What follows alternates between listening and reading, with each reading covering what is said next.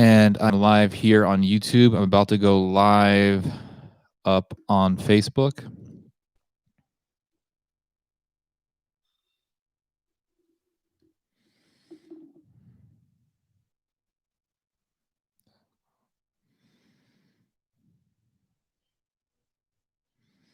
And I am live here on Facebook. I just gonna start out this this live stream, wishing all of you guys a happy new year. Hold on a second. I forgot to put my lighting on. Goodness.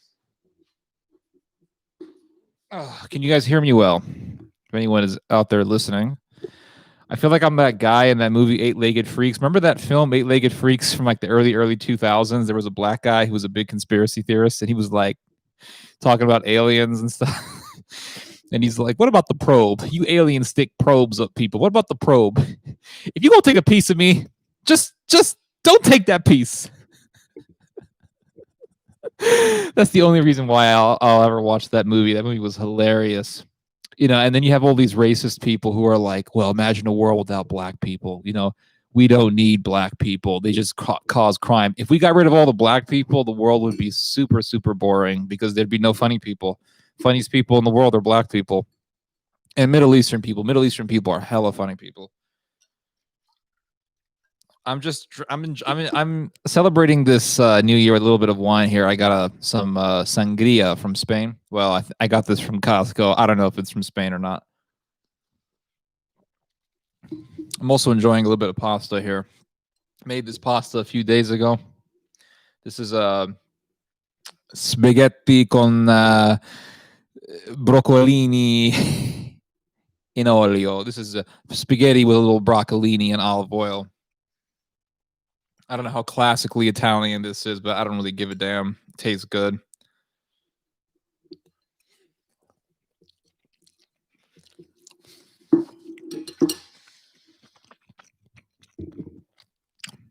Happy New Year, Robbie. Let's see here. Got 6 people up on Facebook. Can you guys hear me all right? This is the very first time that I've ever eaten in front of a camera. Goodness. I used to be so conscientious of things like that. Like, oh, I can't eat in front of a camera. People are gonna look at me. It's like, well, it's 2021 already, so who really gives a damn, you know? But I got about 10 minutes here before we actually start this live stream, so just waiting for people to show up. Just going to be pondering and ruminating. Is that a correct application of that word, ruminating? I'm just going to be pondering and pontificating on 2020 here, going through a little bit of some pre-boomer reflection. I'm 30 years old. I'm almost a boomer. I'm getting to that time. You know what I mean? Yeah, that is actually a correct application of that word, ruminate. Hopefully the connection will stay good. Hopefully the connection will remain steady. If you guys are out there, you can shoot me a comment or ask me a question, whatever it is. I'm going to be talking about 2020 and 2021. Some of my thoughts on the future as well. Let's see here. I'm going to be looking up the news as I go through this.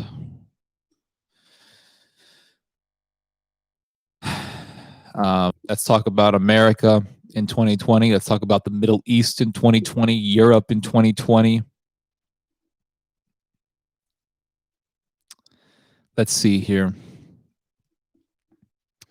We got the post-COVID world. How's that going to look like? Post-COVID. You know, it's really fascinating when we actually look into this sort of thing. Let's see here. You know, I've been listening to a lot of Russian music, and I love Russian music. I love Eastern European music. I listen to Russian, Polish, Ukrainian, Belarusian. It's all really, really good stuff. Love that music. And there are some great bands out there from Eastern Europe. If you guys haven't looked into them, you should. Hello, Patrick. Yeah, hell on earth. What's hell on earth? America or what? But Russian music is so good. There's a deep beauty in a lot of Russian music. I'm not saying it's all good, but there's a lot of good music out there from Russia and Poland and other parts of Eastern Europe.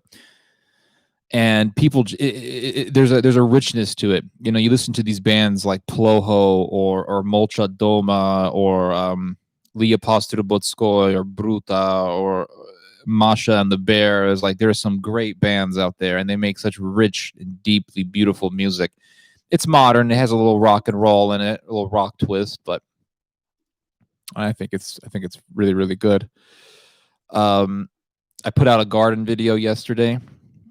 I'm really trying to encourage people to start gardening. I don't put those garden videos out because I want lots of views. I know those videos don't give me lots of views. Maybe in the future they will. I don't know. But I know that they don't get lots of views, generally speaking. And I do it because I want to encourage at least one person to start a garden. I think gardening is super important. And one of the things that we have learned, I got about 6 minutes before 7 p.m. or 8 p.m. Eastern, depending on what time frame you're in. But one of the things about 2020 that the world really, really got woken up to was gardening. So many people started gardening in 2020. And I remember looking at the news articles and looking at the videos and, you know, oh, yeah, this soccer mom somewhere in Connecticut started a garden because of quarantine. And she was, you know, they show you the mom and she's like, yeah, you know, I'm just start some plants out. People are already firing fireworks. I don't know if you guys can hear that. People are already shooting fireworks out. People going crazy. Every dog in America is just hiding under a bed right now because dogs are terrified of firecrackers. Let's see. Sandra says, "Was it recommended to you or you found on your own?" If you're speaking about Russian music, yes, I found Eastern European music on my own. No one told me, "Hey, Ted, listen to Eastern European music." I'll tell you guys a little bit about how I discovered foreign music in general or Eastern European music. So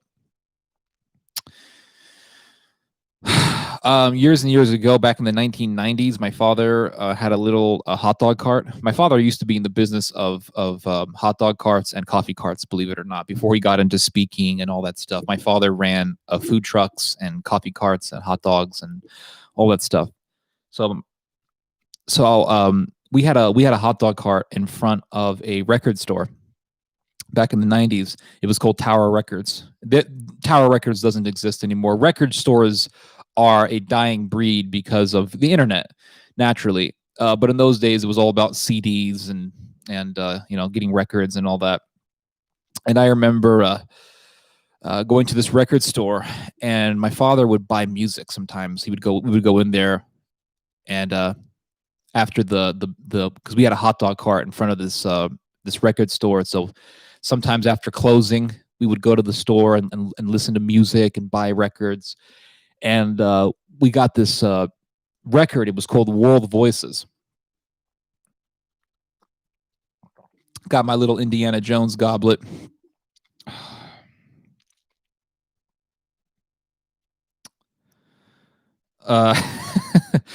And so one day we got this record called World Voices, and it's a beautiful record. It's from like 1990, I think 1997 or something like that. This record came out. I still got that record. I had to buy a new copy because I lost it years ago, but I repurchased it years ago. And it had music from Germany, had music from Siberia, it had music from I think from what's one of those Baltic countries? What's it called? I don't remember, but it was like Baltic music, and then it had stuff from Mongolia. It had music from even from Israel. You know, it had some beautiful music from Israel, and it just gave you this diverse sample of foreign music. And so I remember hearing that album in the 90s, thinking, "Wow, this is really really interesting." And especially the Mongolian music. Also, they had a song from Georgia, the country, not the state, which was so freaking gorgeous. This song, so beautiful. I'm really into music. I mean, I think every human being naturally is into music. No, Bosnia is Balkans. I'm talking about Baltic, the Baltic states. What's it called? The Baltic states. Starts with an F. It's one of those Baltic countries. I can't believe I forget this stuff. Estonia. That's right. Yeah, I think it had some music from Estonia or Latvia, one of those countries. And I thought it was really gorgeous music, especially the song from Georgia. So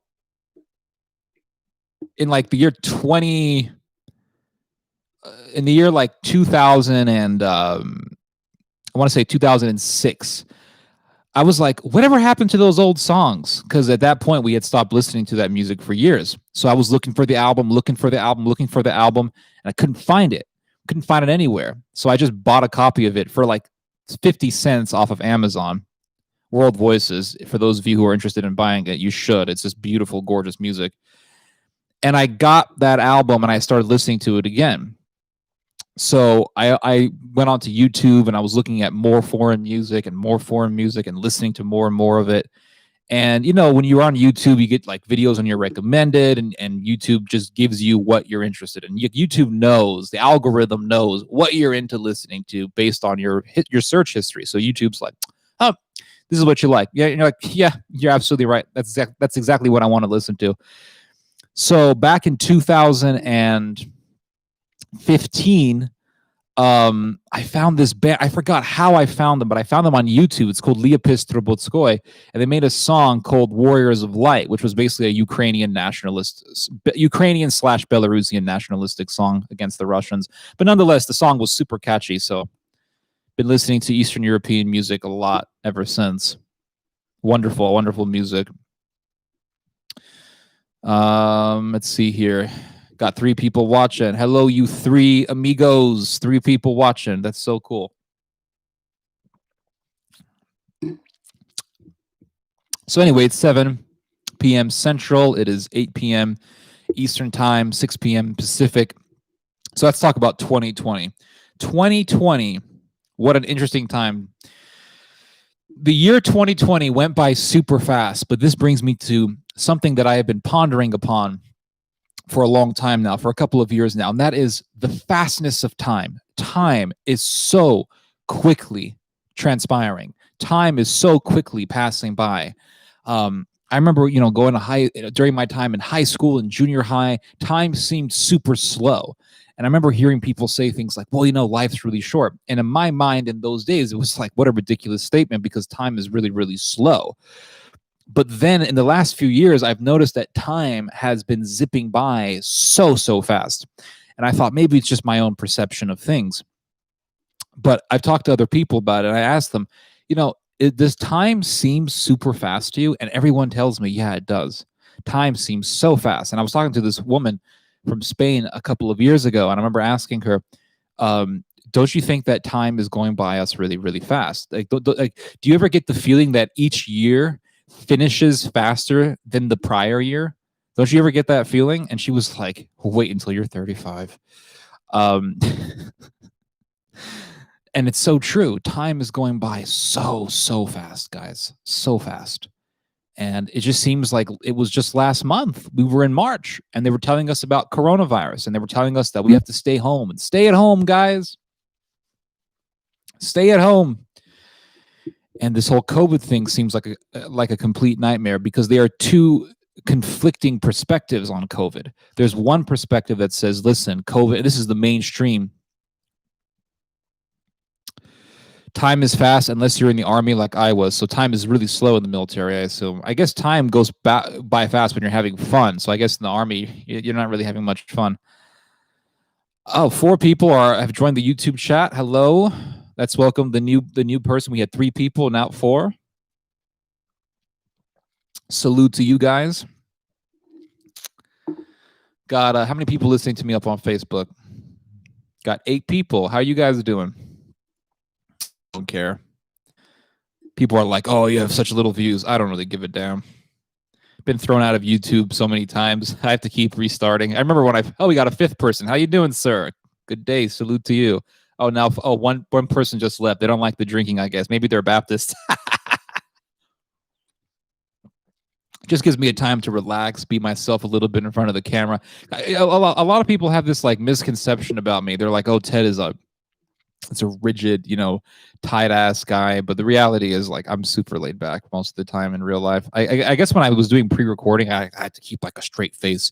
But when I do live streams and I see people are listening to me, it's like I'm in a conversation. So everything just flows out more naturally. But when you got that camera on and no one's listening to you and you're the only person in the room and you're not in a conversation, you got to pretend that you're in a conversation. And that's when you have to trick your brain.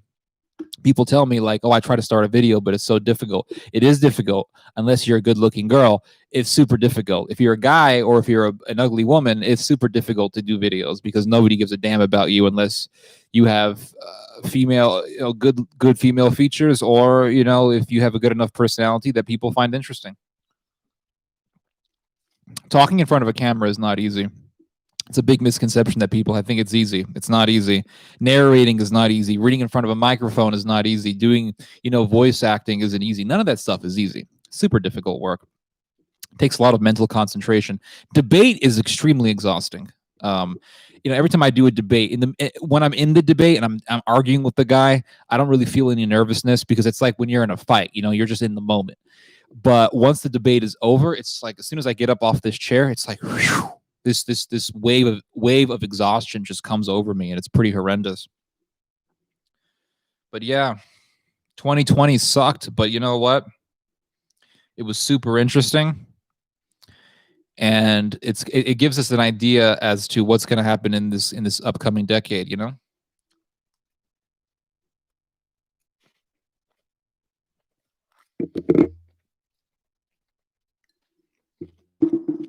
But yeah. Happy New Year. Happy New Year to you too. Smoking Alien says, I once was told when Bible said when days were shortened, that could be a literal shortening of the time of days. Maybe.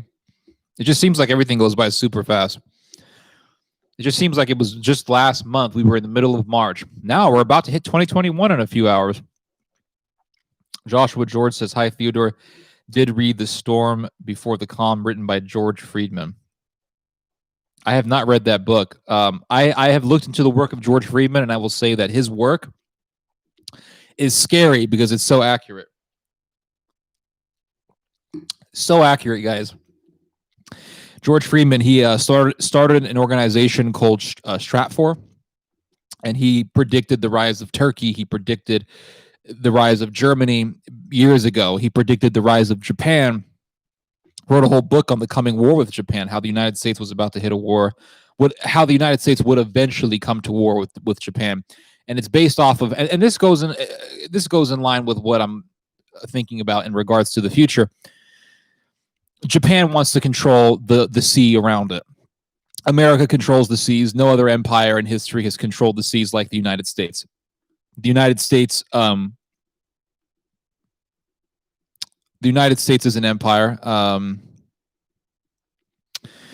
And so if Japan wants to control the South China Sea, if it wants to control the Sea of Japan without any sort of American infringement or intervention or surveillance or American superintendents, I'm using a lot of words here, America will have to clash with Japan because America will not allow Japan to rule any maritime territory without the consent of Washington. So how the hell is Japan going to do that without clashing interests with the United States? That is why George Friedman believed, and I think that what he says makes sense, that is why he believed that eventually the United States would have to go to war against Japan again. It's just obvious.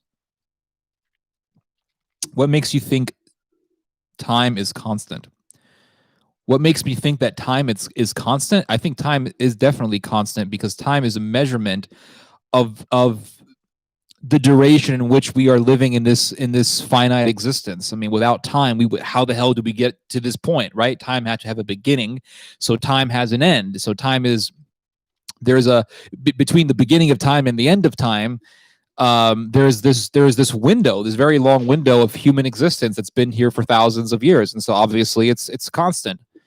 I guess if you live like me and you like to stay up late and read books and articles and stuff, time does seem kind of just continuous and nonstop, you know? Do you think, this is from Joff Valcarol, do you think global economic depression precedes World War? Yeah, I definitely can. We saw that with the Second World War. So definitely. The thing is that when countries are economically happy, they tend to be peaceful. But once you have economic problems and economic destabilization, then countries begin to go their own way. They begin to resist the global hegemony or whatever superpower they're under. And then you have conflicts of interest, and you have clashes, and you have the prospect of war that's quite highly heightened. After World War I, the United States tried to get the entire world under the gold standard. And Japan was under the gold standard, Germany was under the gold standard, and then eventually the Germans resisted this, and they said, we no longer want to be in the gold standard. We want to get away from American control. Japan said, we're going to go to the silver standard, so they left the gold standard, and it was all about resisting American global power. Eventually, you had clash of interest, and there was war. Gaddafi, wanted to leave the greenback standard, wanted to go back to the gold standard, and Gaddafi ended up being killed. Time can change with speed and mass. I don't know exactly what that means, speed and mass, but I do believe and I do know that time is definitely relative. Your perception of time changes based on your situation. If I tell you to sprint up a hill for 1 minute, that sprint, that 1 minute, because of the strenuousness of a sprint, that 1 minute is going to feel longer than if I were playing video games for 1 minute. So it just depends on your situation. When you're having a good time, or when you are procrastinating, when you are wasting your time, when you're watching a movie, when you're sitting with friends talking, time goes by really fast. But if I tell you, you have to get into a fight with a boxer for 1 minute, that 1 minute it's going to feel like hell, and thus it's going to feel longer because you're going to be just waiting for the time to end. And I think when you are conscious of time, when you are aware of time, or when you are conscientious of time, and you're just thinking, when is it going to end? When is it going to end? For some reason, it just goes by slower. Like if I tell you, I'm coming to your house in 45 minutes, I'm going to drive to your house, that 45 minutes to you is going to feel slower than my 45 minutes because I'm driving. Because I'm driving and I'm driving through lanes and this and that. It just because I'm so active and you're waiting, my perception of time is going to be a faster time. Your perception is going to be slower. So time is definitely relative. But it's nonetheless, time is absolute in the sense that it's a measurement. It's a measurement of duration, and so thus, a minute is a minute. But your feeling of a minute, your experience of a minute, is different based on your context or your circumstances. What circumstances would lead Japan to go to war again? Well, like George Friedman says, it would be wanting to be independent from American control, and America just would be very resistant to that. NASA says Earth axis rotation is tilting. That's why time going faster. I don't know. I have no idea, man. I am not an astronomer. I was about to say astrologer. No, I'm not an astronomer, nor an astrologer. Jacob Panzing says, it's good to see you've come a long way. Greetings from the resistance. Greetings to you too, my friend. Here's a hats off to you. Hi, Ted. What do you think of the effects of the boomer generation dying out? The younger generation seems crazy. That's a very good question. And this really goes back to, my pontificating and ruminating on the future. The boomer generation is definitely dying out. The World War II generation is nearing extinction. So I think when the World War II generation disappears, it's going to probably lead to it's probably going to enable historical revisionism in regards to World War II even more, and historical revisionism in regards to the Holocaust, and in regards to World War II and the Third Reich and Nazism. It's probably going to go in further and deeper, because with Holocaust survivors and with World War II veterans, we still have that we still have those living relics of what actually occurred in those days. But if all those people disappear, then it's like, well, they're all dead. So all we got here is a bunch of records. So we can, the problem with historical records, well, it's not really the problem with historical records. The records are records, and they are a witness to what happened in the past. The problem is that people with very malicious intentions will manipulate records to try to prove whatever narrative they want to evince. So if they want to prove that Hitler was a great guy, they can probably do that. If they want to prove that the Holocaust didn't exist, they can probably present a very convincing case that the Holocaust never happened. Now, the Holocaust definitely did happen, but because of the maliciousness of certain people will begin to manipulate records to make people think, to give people the perception that the Holocaust never took place. So I think with the World War II generation being near extinction, with the boomer generation dying out, it's just going to leave my generation to become the dominating generation. And then eventually you'll have the Zoomers, who are just, right behind us. And then eventually, ultimately, you're going to have the Alpha generation. So you have the Millennial generation, the Zoomer generation, and then Generation Alpha. And Generation Alpha, by the year 2030, by the 2030s, let's just put it that way, Generation Alpha is going to be military age. They're going to be at a prime age for military recruitment. They're going to be 18, 19 years old. So they're going to be ripe for the picking by the U.S. military. And because we are heading towards global conflict, and I can talk more about that as I go into this live stream, because we are heading towards global conflict, the military is going to be very interested in recruiting people, and perhaps even reviving the draft. And that is actually very likely. If we are in a world war situation, the prospect of reviving the draft is extremely heightened at that point. So Generation Alpha will be there. Now, there have been studies on Generation Alpha and what to expect of that generation, of this upcoming generation. And one thing that has been predicted in regards to this generation is that there is going to be what do you call it? A trend of nationalism that's going to really, really boost forward. So I think with that trend of nationalism and with the prospect of global conflict being increasingly heightened, people who are of military recruitment age are going to be highly motivated to join the military. This is very, very possible. Hold on, guys. I gotta pour myself another one here.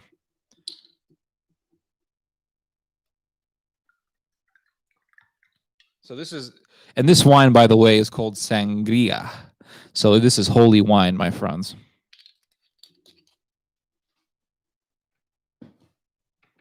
Hopefully my cat will come and she'll be able to join us. Now, with the boomer generation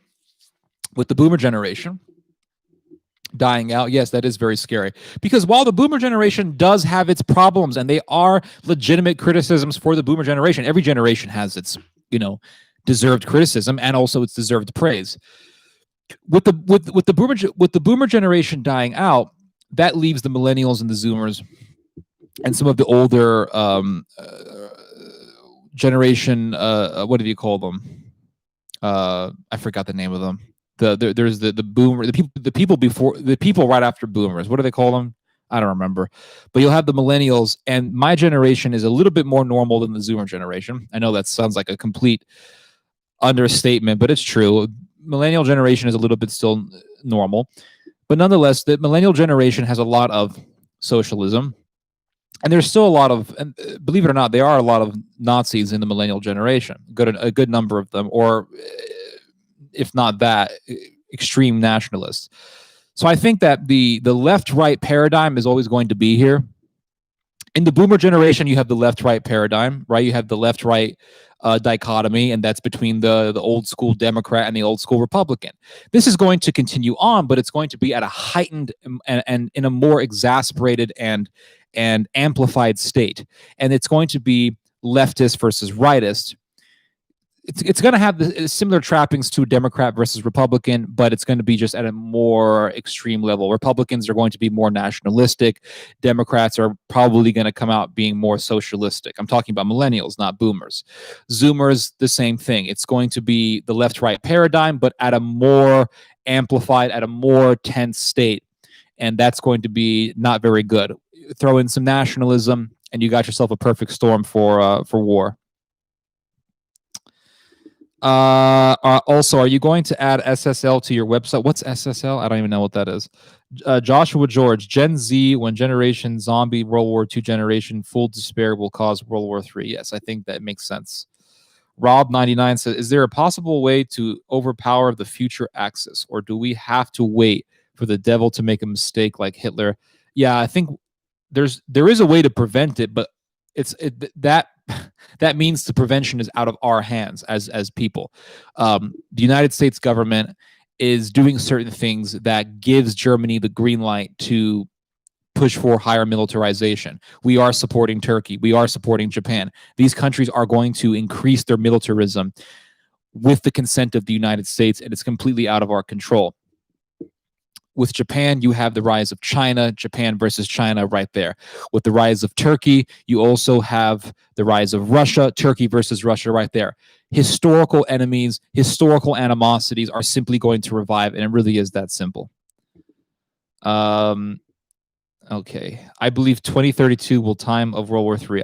It's possible. I don't know.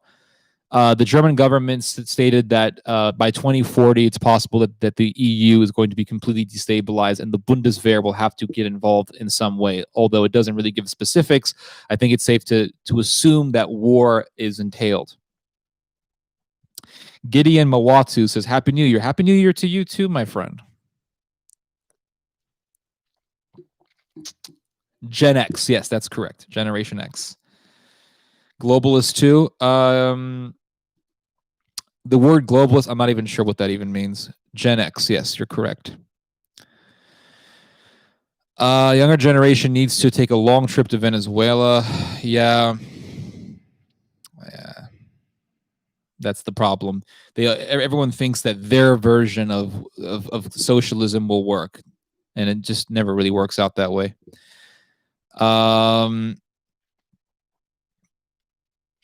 Patrick says, okay, can the millennial generation come to Christ? Sure, anyone can come to Christ. Or will they continue in their apostasy? Like any other generation, you're going to have good people and bad people, man. Do you think electric cars will hurt SA and does relate to the fall of Babylon? I have no idea. I don't know if electric cars have anything to do with Babylon, man. Republicans, nationalist, Democrat, globalist. Okay, yeah. I would, this brings a good point. I would say that everyone's a globalist in some way or another. I would say everyone's a globalist in some way or another because of globalization, we have cheap technology. Because of globalization, we have technology that's more affordable for us. Because of globalization, we have cheaper food. Globalization is beneficial for us, and it's beneficial for other people as well because they have work, they have jobs, money is made, money is spent. It really is that simple. Now, if you are a hardcore nationalist, what eventually happens? Old animosities rise up, right? You hate your neighbor. So Germany hates France. Let's invade France. Let's invade Belgium. Let's invade Denmark and take that region or actually, no, the Germans took it from the Danish, so never mind. But let's invade our neighbors, right? Let's bring back empire. Because if your people are so superior, the idea of empire becomes very, very tempting, no? So you begin to conquer your neighbors, you begin to conquer other countries, and what happens? You start controlling those other countries, you become a superpower, you start having ties with other nations, commercial ties, money becomes a huge interest, as it always is. And so you become globalist.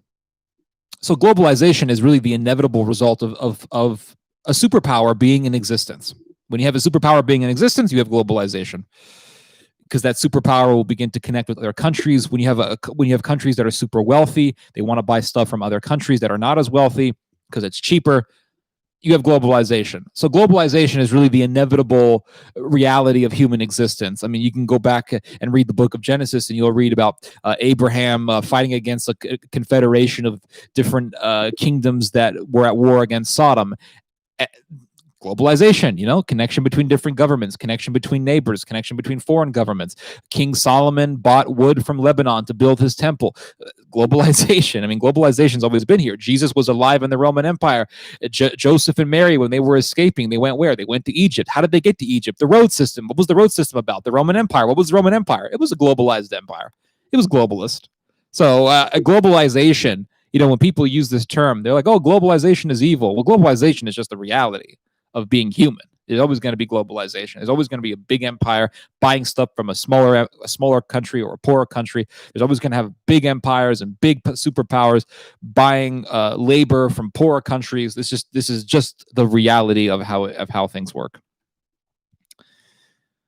What are your thoughts Hold on. What are your thoughts of LGBT politicians in Biden's cabinet? I mean, it doesn't surprise me at all.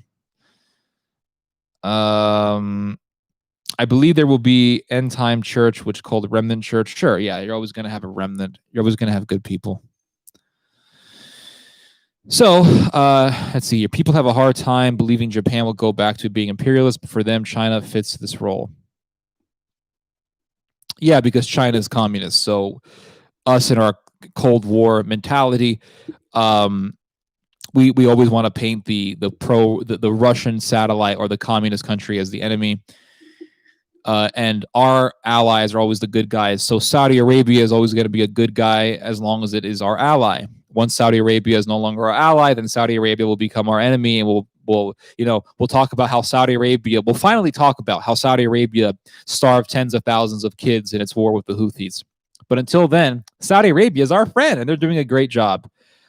So yeah, Turkey is also our ally, even though they deny the Armenian genocide, even though they're involved in expansionism.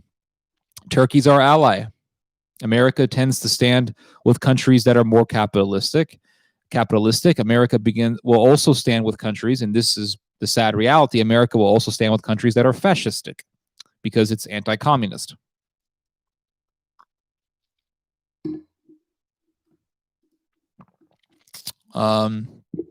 What is Satan's long game? To take our souls, bottom line. Kill people as well, because Satan hates humanity. How do you see Turkey's future with Israel? That's a good question. Turkey has said that they want to better relations with Israel, but that most likely will eventually deteriorate because, even in the Bible, it talks about a false peace treaty with Israel. So I think that there's going to be a peace between Israel and Turkey. They may do something evil together as partners in crime, I'm not sure. But because the Islamic world hates Israel and hates the Jews, it is very likely that eventually Israel and Turkey will clash. And if Israel and Turkey were to ever go to war against each other, it's very likely that Turkey will win, because Turkey has a very big military force. Israel's very good, don't get me wrong, but Israel without its air force is screwed. So if Turkey could find a way to neutralize Israel's air force, Israel is done for. But yeah, I think eventually they're going to have a clash, and it's likely that Turkey will eventually just invade Israel. I don't know. Just, try to start a Holocaust right there in Israel. Iran will nuke Saudi Arabia and Mecca. Yeah, I agree. Iran hates Saudi Arabia. My college roommate was from Japan. The new generation seems to be more nationalistic. Well, they keep voting for Shinzo Abe and people like him. So yeah, there's nationalism is super strong in Japan. A lot of racism against Koreans and Chinese people. They don't like those people. And there is also a lot of urgency for military independence from the United States. That's why Japan has been working on making its own fighter jet, because they don't want to no longer depend on the American Air Force or Boeing or the American F-16. They want to have their own fighter jet. So I'm not seeing any more questions here, so I'm gonna just look up the news here and let's talk about Let's ponder on 2021 and what to expect. 2020 was a crazy year. I don't have to tell you guys that. You guys already know this. 2020 was a crazy year. But 2020 taught us some valuable lessons. 2020 taught us that our world that we are so comfortable in could one day just vanish. 2020 taught us about the importance of saving money. 2020 taught us about the importance of being prepared, both financially and food-wise. 2020 taught us that it's not so bad to be home all day. I mean, some people have lost their freaking minds. I remember when that lockdown first happened, I heard a neighbor, I'm not even joking, I overheard somebody screaming from the top of their lungs, help, help, help, from the top of their lungs. And so I went outside thinking somebody needs help, and I see a neighbor. This guy is in front of his house looking like he's about to lose his mind. At that point, I realized that this was a domestic dispute of some sort, which really goes in hand to what I was reading in the news at that time, which was that domestic tensions were increasing by 200% during the lockdown because people were losing their minds. So I guess it, for a lot of people, hasn't really taught them anything. But one thing that it has taught us is that our world that we are so comfortable with, the world that we are accustomed to, could change any year. Any year it could change. And it also teaches us that every 10 years the world transforms. It truly does. Like the world of 2010 is nowhere near like the world of 2020. I mean, they're very different. And the year that this decade began, bam, we saw the change. There's a pandemic. Everybody has to stay at home. All of a sudden, there are all these economic restrictions. And here's the thing, is that the economic restrictions, and I said this from the beginning, the economic restrictions will cause economic disaster. Some people don't think that, and I could be completely wrong. Some people argue that pandemics tend not to cause economic diminishment. But the thing is that we had a pandemic with a lockdown. And people were told to stay home, and businesses were forced to shut down. And it was crazy. It was really crazy. But what happened? What happened with the economic shutdown? Tens of millions of people are saying that they can't pay the rent. And you could see massive amounts of homelessness. And this is going to reflect an economic disaster that will also reflect a political shift in the world. People are going to go to the extremes. They don't want the same thing every year. People are going to want something a little bit crazier. Now, of course, you're always going to have enough people who want the status quo, but you're also going to have a lot of people switching off to that fanaticism, be it left-wing fanaticism or right-wing fanaticism.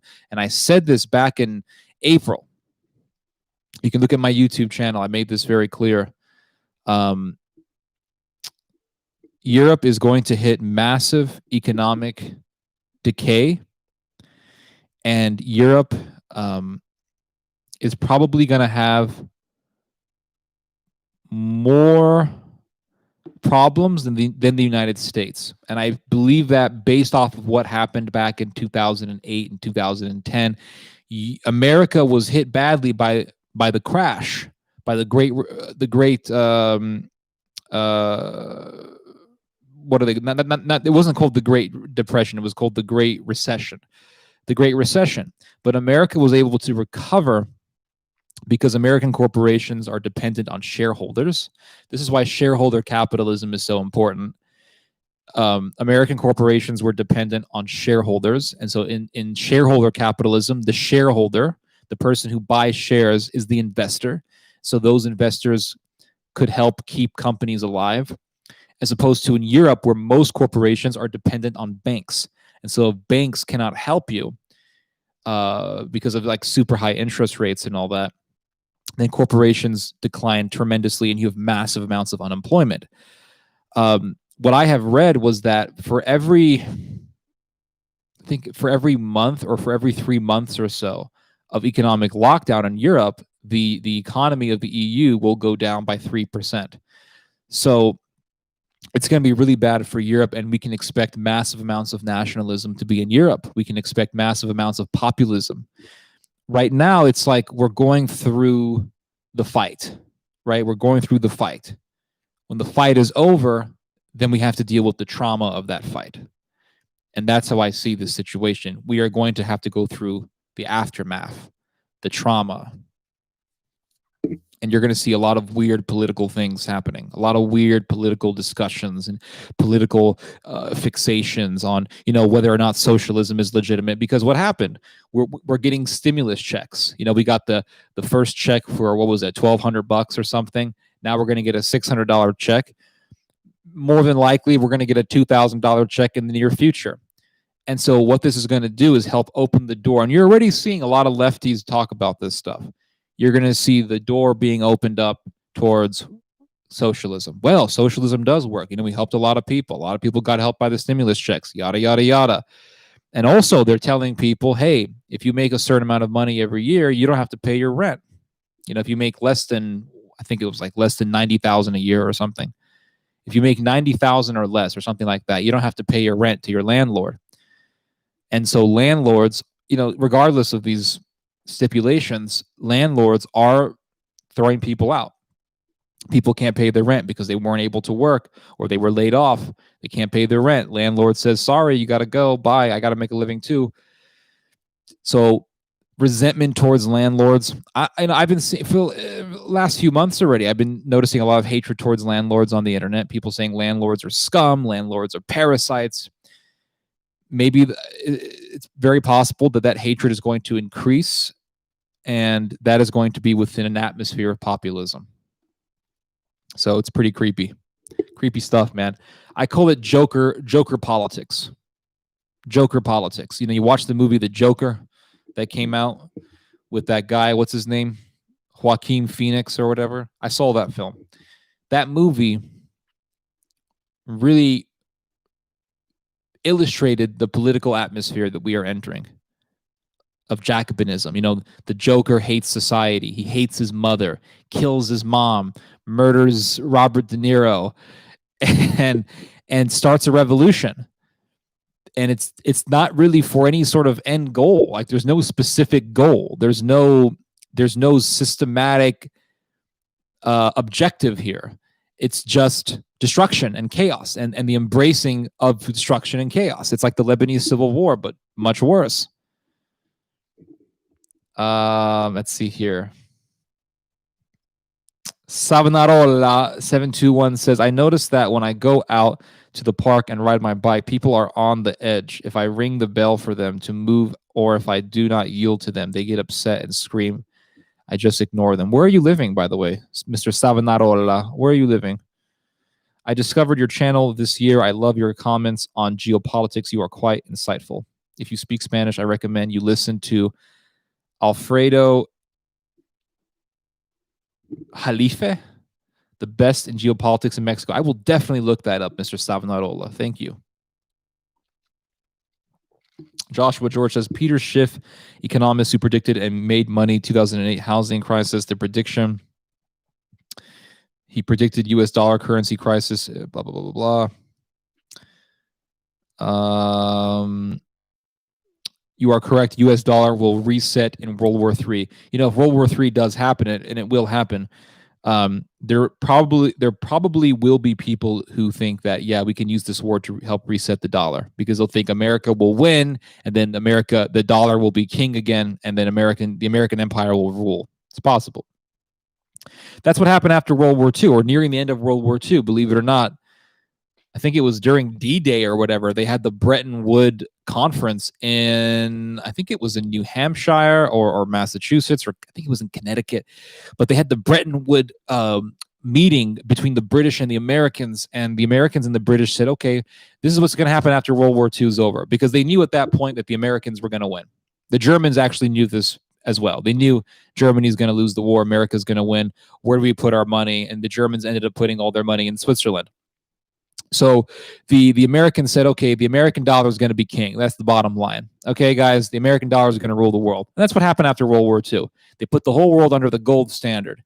Then Europe began to manipulate the gold standard to the point that the Americans just threw the Europeans out of the gold standard, and the Americans also left the gold standard. So we're no longer under the gold standard. We're under the standard of currency manipulation and interest rates and all that stuff. I'm not an economist, so I really am not entirely sure of the intricacies of how this works. But the Americans left the gold standard. Oh, you live in Houston. Okay, cool.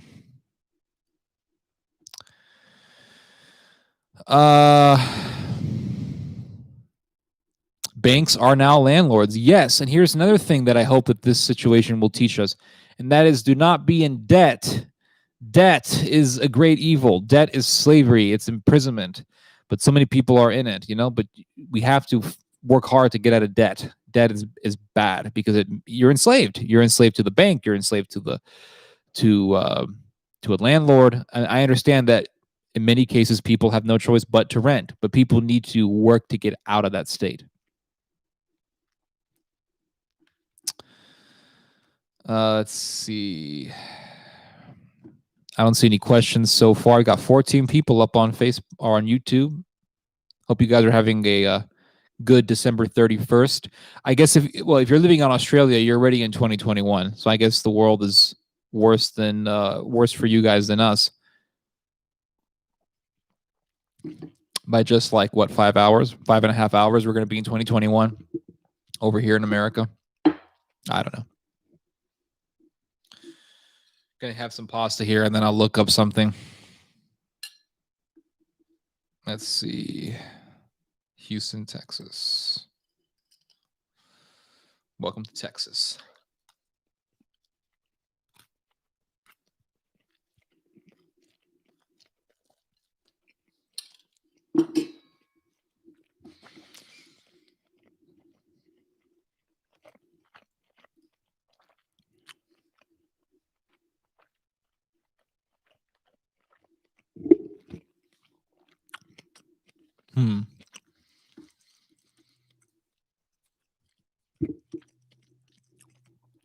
So I'm just going to Google something here.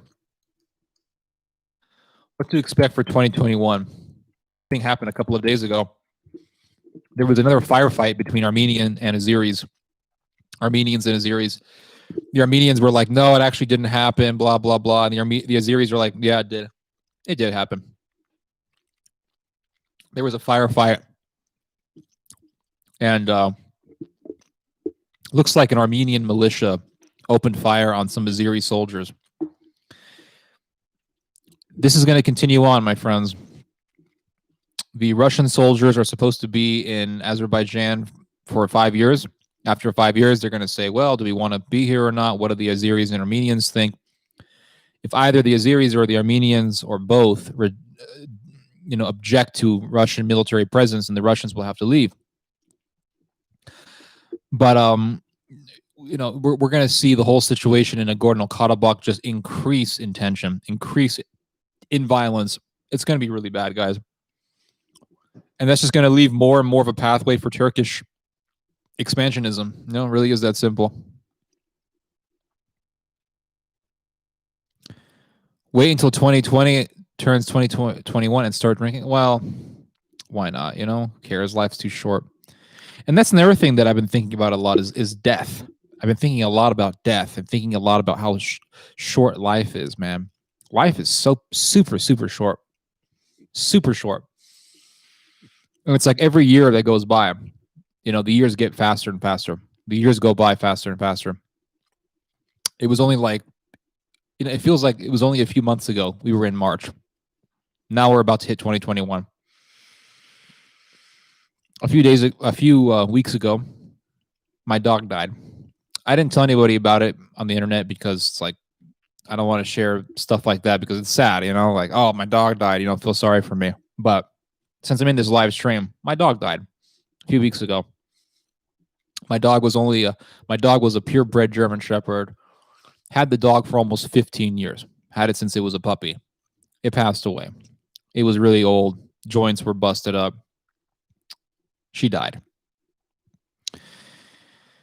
And we had a little funeral for it in the backyard, like a ditch. I carried the body We wrapped the body up in a sheet, buried it, and carrying that carcass. I won't say it's a corpse because a corpse applies to humans, but carrying up that carcass and feeling the weight of that carcass made me think about death even more, because even before that I was thinking about death every day, thinking about death. Death is coming, it's coming. And then I carried that carcass and I thought, man, death is real. We all know instinctively that we're going to die. We all know instinctively that we're going to die. But we forget that we're going to die. Like, we all know we're going to die, but we don't live like we're going to die. We live like we're going to live forever. That's why we act like assholes. That's why we act like jerks. That's why we do the things we do. That's why we do bad things, because we think we're going to live forever. But if we really, if we really continued our awareness of death, we would probably have much more happy lives, because we would appreciate things a lot more. And when you think about death every day, you force yourself, and this is what Saint Bernard of Clairvaux speaks of, the importance of thinking about death every day. I don't think about death constantly. You have to have room in your life for enjoyment. But when you think about death, it's a reminder, like, hey, this is all going to come to an end. It's all going to come to an end. Don't take things too seriously. Enjoy your life, because it's all going to come to an end. And we all know we're going to die, but we forget. And at times we need to be reminded of that reality. And I think that's what COVID did, really. It reminded us that we're going to die. And for a lot of us, coronavirus seemed like a distant thing. Like, well, that's COVID. Some people got it. I don't have it.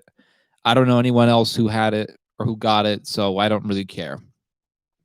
But I know people who got coronavirus. I've met people who got coronavirus, and they tell me it sucks. It's real. Coronavirus has killed people.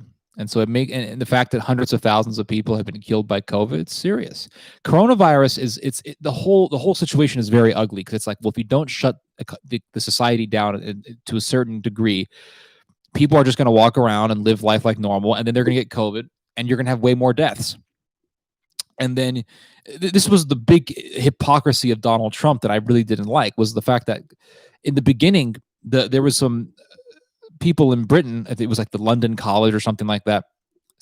There were these people in Britain, these researchers in Britain, who said, listen, 2 million Americans could end up dead. And everybody was laughing at it. And now you have, during the debates with Biden, Trump was saying, oh, look, they were saying 2 million people were going to die. Well, it's 500,000. You see, I actually helped fix the problem. It's like, well, no, because Trump was belittling this whole thing a lot. Well, he banned China, he banned the EU. Yeah, between the time that he banned China to now, he didn't really do much of anything. He did very little. And he was belittling it. He was belittling the whole situation so much. So if it was up to Trump, there would be no lockdown. There would be no lockdown, and you probably would have 2 million dead Americans. But it looks like at this rate, we're going to have probably 500,000 dead Americans, or even more. Let's see here.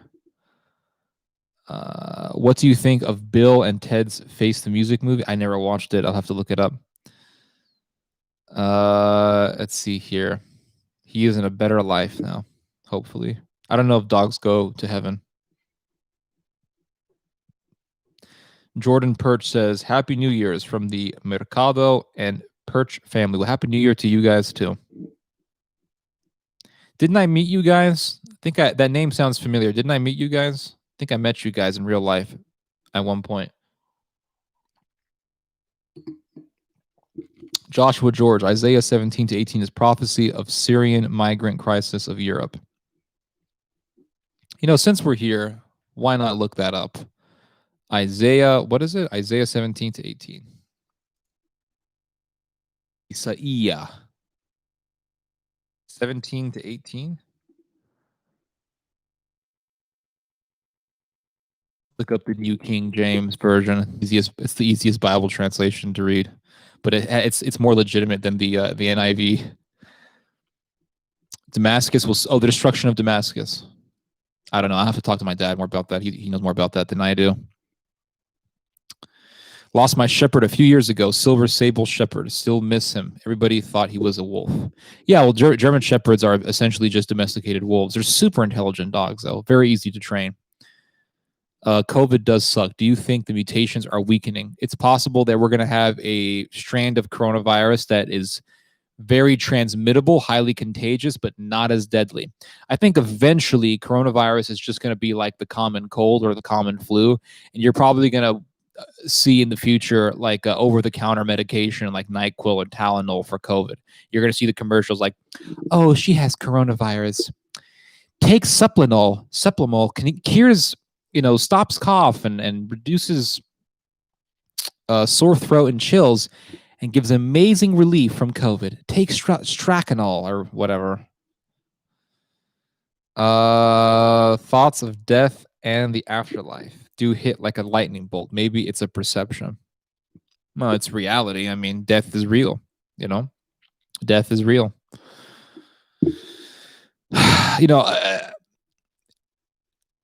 The idea of dying as a martyr in battle doesn't really bother me. Like if I had to fight in a righteous war or something like that, like and dying in that, that doesn't bother me as much as the idea of dying in a hospital bed. Like dying in a hospital bed where some nurse comes over and it's like, okay, sir, time to take your medication. Like that to me sounds like a nightmare. Like living off a bunch of tubes and stuff.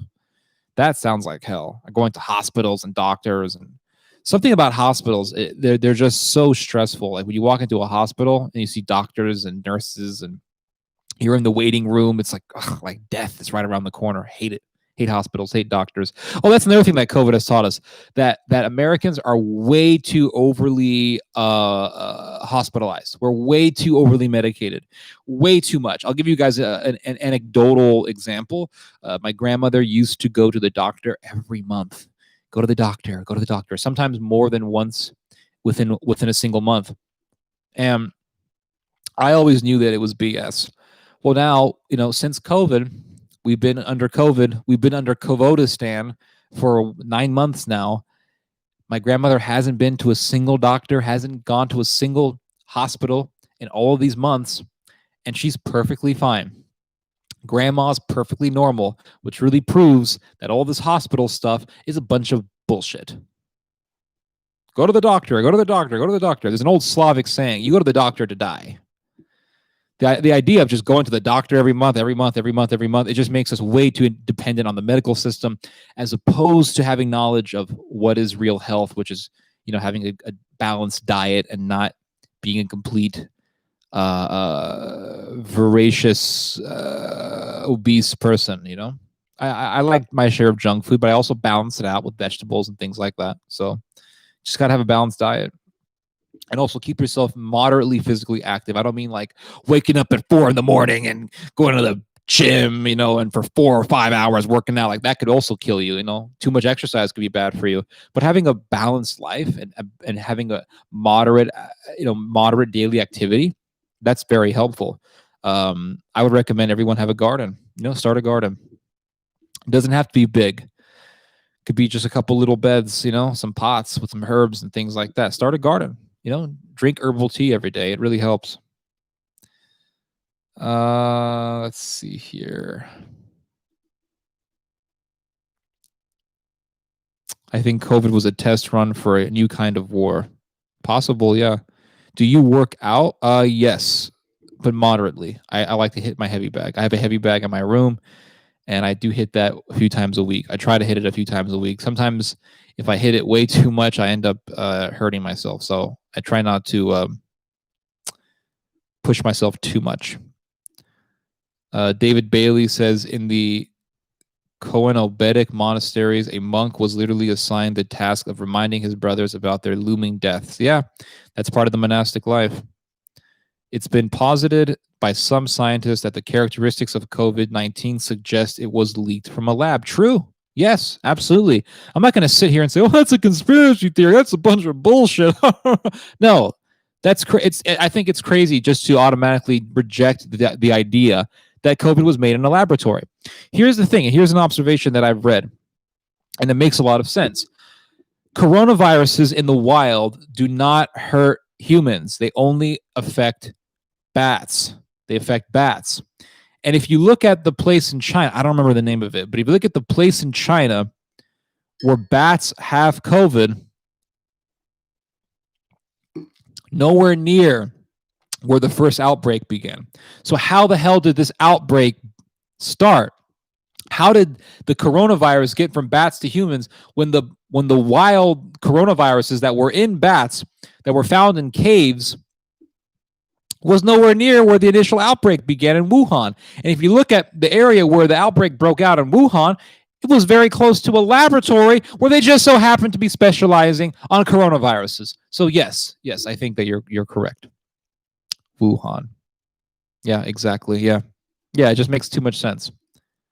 There was some kind of, I don't know. I may put on my conspiracy theory hat here, but there's some kind of an agenda.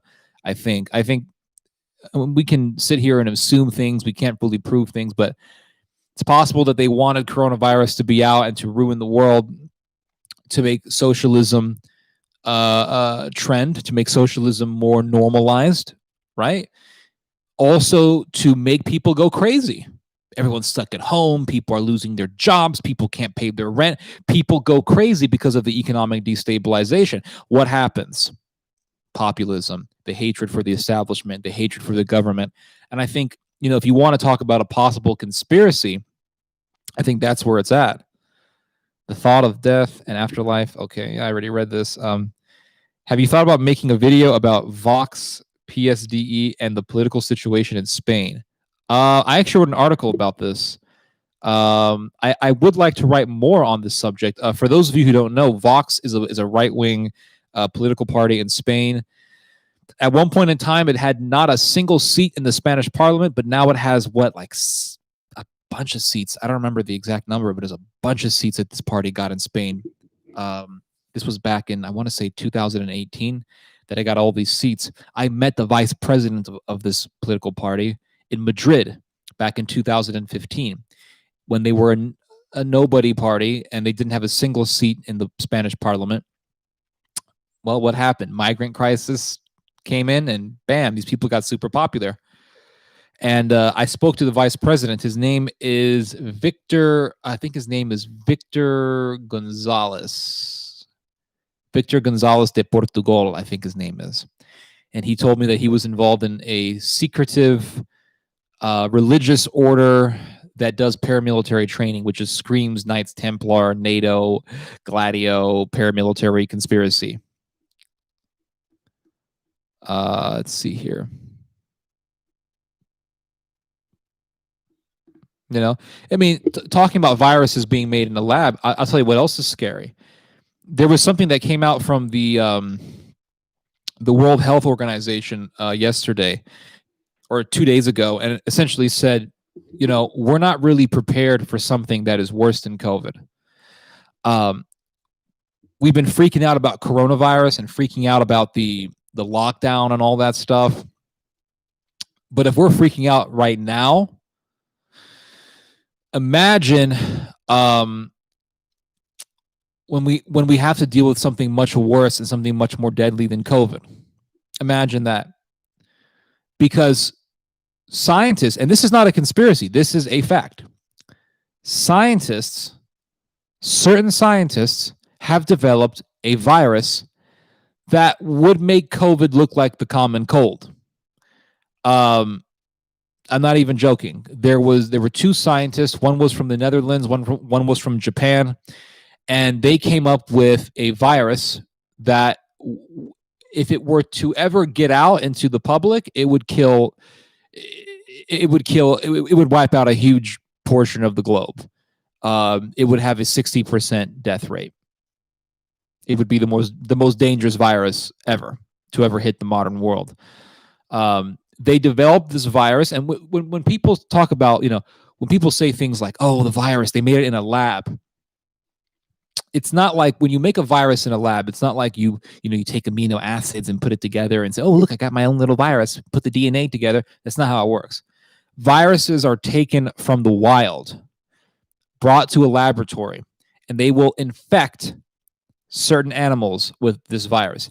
In the case of this particular virus, I think it was a form of, I want to say it was a form of avian bird flu or something, but they took this virus and they infected a bunch of minks with it. This is the Netherlands, so there are plenty of minks, no shortage of those animals. And they infected all of these minks with this virus. Then they had those minks spread the virus to another group of minks, and they had that group of minks spread their virus to another group of minks, and they just continued on and on, and they did this for about, I think, 10 to 12 times. And the virus spreading from one group of minks to another builds resilience within that virus against the immune systems of the minks. So it makes the virus stronger, more resilient, more adaptable to various immune systems, and it makes it more contagious. And so they adapted a virus. They didn't really make the virus, but they adapted a virus that would have a 60% death rate if it were to ever get out to the public. That's a lot scarier than COVID. So it's possible that COVID is just testing the waters for something bigger. And the WHO, the World Health Organization, stated a couple of days ago, we're not ready for something bigger. We're not ready for something bigger than COVID. Hold on a second here. China will use this to crush our economy by releasing more strands. They are opportunists. I don't know if that's even true, man. If anything, China is really in the disadvantage when it comes to money. What is your opinion on the Knights Templar and their demise in 1312? The Knights Templar started out as probably something really good. It ended up decaying into something very occultic, and they ended up being destroyed by the French crown, and the French crown basically used the evils of the Knights Templar as an excuse to destroy them because they were becoming way too powerful. And the French crown under Philip, I want to say it was under Philip II, they used the destruction of the Templars as a way to kind of overpower the Catholic Church, really. And they wanted to make the Catholic Church, Philip le Bel, King Philip the Beautiful, or the Handsome One. Philip le Bel wanted to make the Catholic Church more so under the control of the French crown, basically a puppet of the French crown. Garrett Kuzik says, hey, Ted, Happy New Year. It's been great making videos with you all. Yes, absolutely. And I look forward to making more videos with you guys. China's economy will overtake USA in 2028, earlier than predicted due to COVID. I don't know about that. I think that China is a paper dragon. I don't think it's that big. I mean, it's big geographically, right? And there's plenty of money in China, don't get me wrong. But the average Chinese person doesn't make a lot of money. The average Japanese person makes a very good salary. The average American makes a hell of a lot more than the average Chinese person.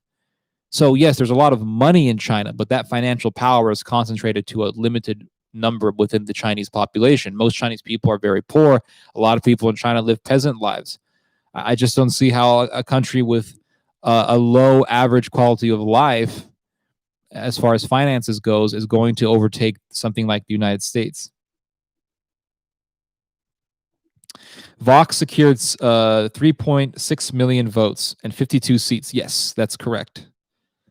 I remember speaking to the vice president of that Spanish Nationalist Party, and he told me that there are millions upon millions of people in Spain who agree with him, and they are nationalists. So yes, he was absolutely right. He wasn't joking. Never underestimate these parties. You know, you see these parties that are nationalistic. They seem to be kind of on the fringe, and people think, oh, they're never going to get anywhere, and they do. No, don't ever underestimate these people. Coronavirus was used to stop the banks from crashing. If you remember, at the end of 2019, many banks were suffering. Remember, Deutsche Bank. Yeah, interesting observation. What to expect from 2021? I've been here for over an hour. Maybe we can Just got to keep conversation rolling. Look at the news here. Forecasting the world in 2021. This is from the Financial Times.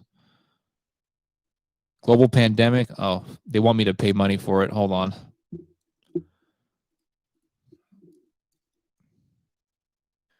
Nobody buys newspapers anymore, so the websites they want everyone to pay money to read their stuff. Let's see here. A global pandemic was not on the forecaster's radar screen, et cetera, et cetera. Top scoring readers, however, beat our total. La la la la. Let's see here.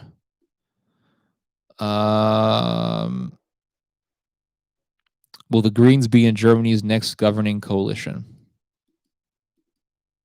Will Brussels charge a country with rule of law breaches in the use of EU funds? Oh, that's another thing. Tensions between Poland and the EU probably will increase. You know, the EU wants to punish Poland for getting rid of certain Supreme Court justices and all that, and not accepting the agenda of Sodom and all that stuff. So you're obviously going to see more and more tensions between Poland and the European Union. And let's not forget who runs the EU. Who runs the EU? It's Germany, historically an enemy of Poland. So more and more tensions to be expected between those two countries. What is your opinion on feminism and the lowering of the birth rate in America? Oh, God. How much time do you have?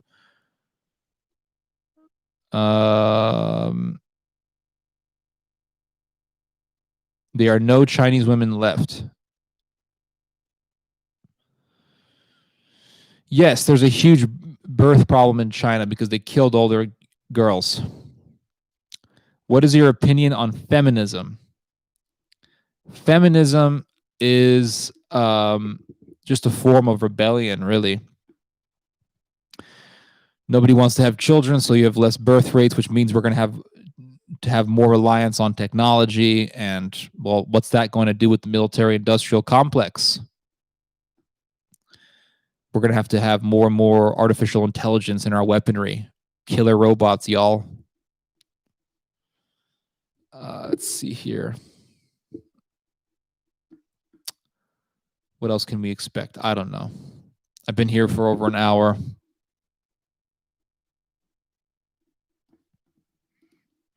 What else can we expect, guys? 2020 has been a strange year for economics. This is from the Morocco World News. The year started with many countries in the region presenting ambitious new budgets based on a positive outlook for oil revenues. Most oil states presented modest long-term plans for diversification in an attempt to slowly move their economies away from extreme dependency on oil revenues in coming decades. Now that 2020 is wrapping up, those ambitious budgets have been hammered by a slump in oil prices. Diversification plans are being accelerated, and many oil-rich states are being dependent on other sectors for much-needed tax revenue. So in other words, Middle East is going more and more down the shits, economically, geopolitically. Let's see here. One of the most influential factors dominating geopolitics in the Middle East is the Cold War between Israel and Iran. Both countries will host elections in 2021, and expectations are they will both elect more hardline leadership that could lead to further confrontations. Yes, you know, there's an argument to be made about Iran and the assassination of Soleimani, Mr. Soleimani, because will electric cars crash the oil market? I don't. Electric cars don't seem to be that efficient as an oil-fueled car, so I'm not entirely sure. If electric cars ever come to the point where they are affecting the oil companies, I don't know. Maybe a lot of people will end up dead. You know, it'll just be an accident. And the oil companies will be like, well, that's good. Who knows? But there's an argument to be made in regards to the assassination of Soleimani in Iran. Remember, Trump killed Mr. Soleimani. Soleimani was a hardliner, and he was having tensions with Rouhani. And getting rid of Soleimani was actually getting rid of a challenge to Rouhani. So it's possible, and I posited this opinion back in when this happened, when the assassination took place. It's possible that the Americans were really doing Rouhani a favor by getting rid of Soleimani. He was getting the Americans were getting rid of a big what's the term? I'm losing my vocabulary here. I'm getting old. As 2021 is about to happen, I'm getting really old, guys. My brain is disintegrating. Soleimani posed a challenge to Rouhani. So by getting rid of him, we actually did Rouhani a favor. But at the same time, America still wants to strangle the Iranian economy, which is only going to, it's only going to better the hardliners of Iran. It's only going to empower those people. And you could have one day a revolution in Iran, and the hardliners will take over, and you'll have these crazy Iranian psycho nationalists in power. That's the bigger nightmare. I'd rather have the Ayatollahs than that. That's for certain. Thank you so much for posting the time. It helped me a lot. Yeah, I thought, you know what? I thought I'll just do a 7 o'clock or 8 p.m. Eastern time live stream. So I just posted it up. The Bible talks about birth pangs increasing. Do you have any idea of how that might look? I think that verse is referring to like what is to transpire towards the end of time, and it's going to be like birth pangs. So if you've ever given birth, I've never given birth before, but what I hear about it is that birth comes in stages. There's pain, then there's some more pain, then there's some more pain. But as time goes on, as time transpires, it becomes easier and easier, and you just push the baby out. So I think maybe as time goes on, time will go faster. And there's going to be moments of suffering and moments of pain and great misery, but eventually, bam, it happens. The end happens.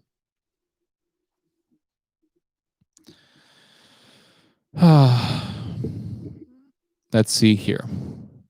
California, Germany, Japan, and China pledged that by 2030, they will no longer sell gasoline cars in their area. It's possible, yeah.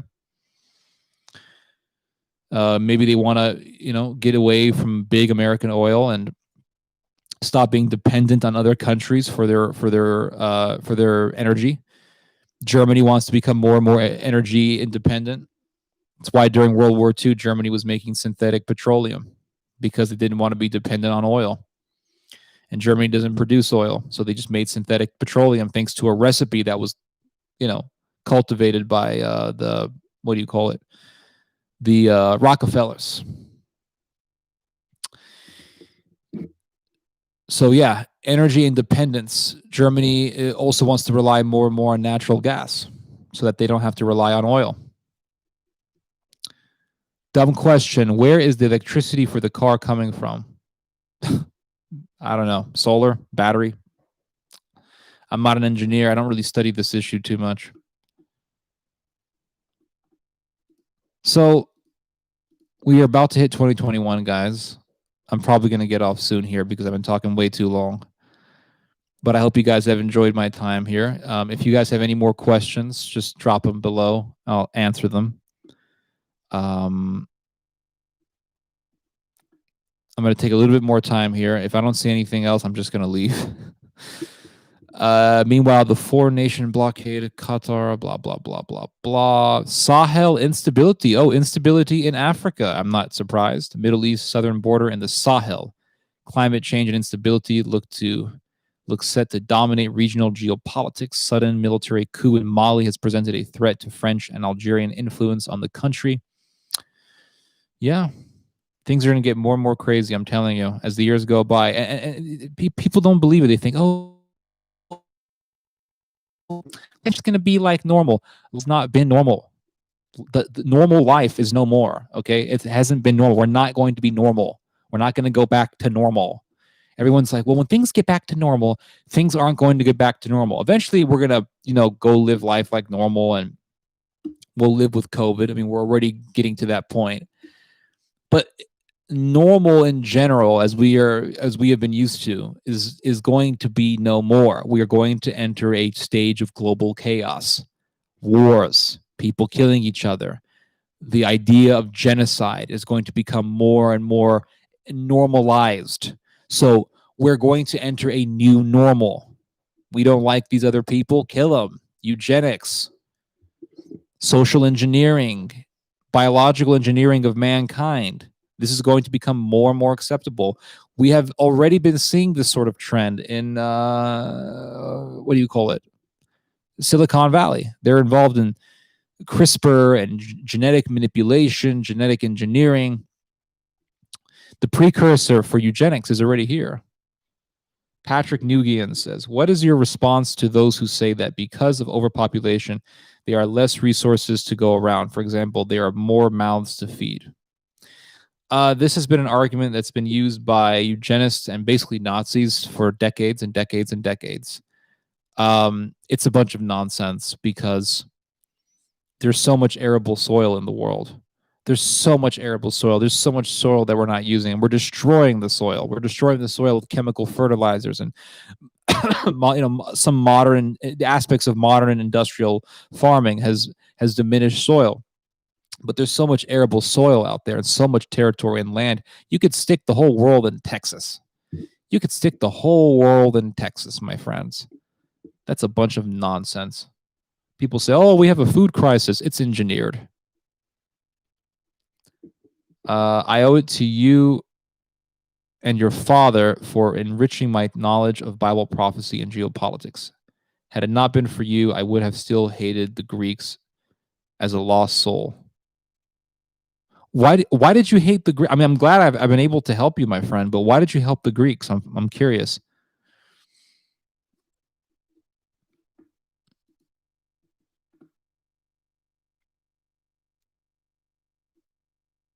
Hold on a second.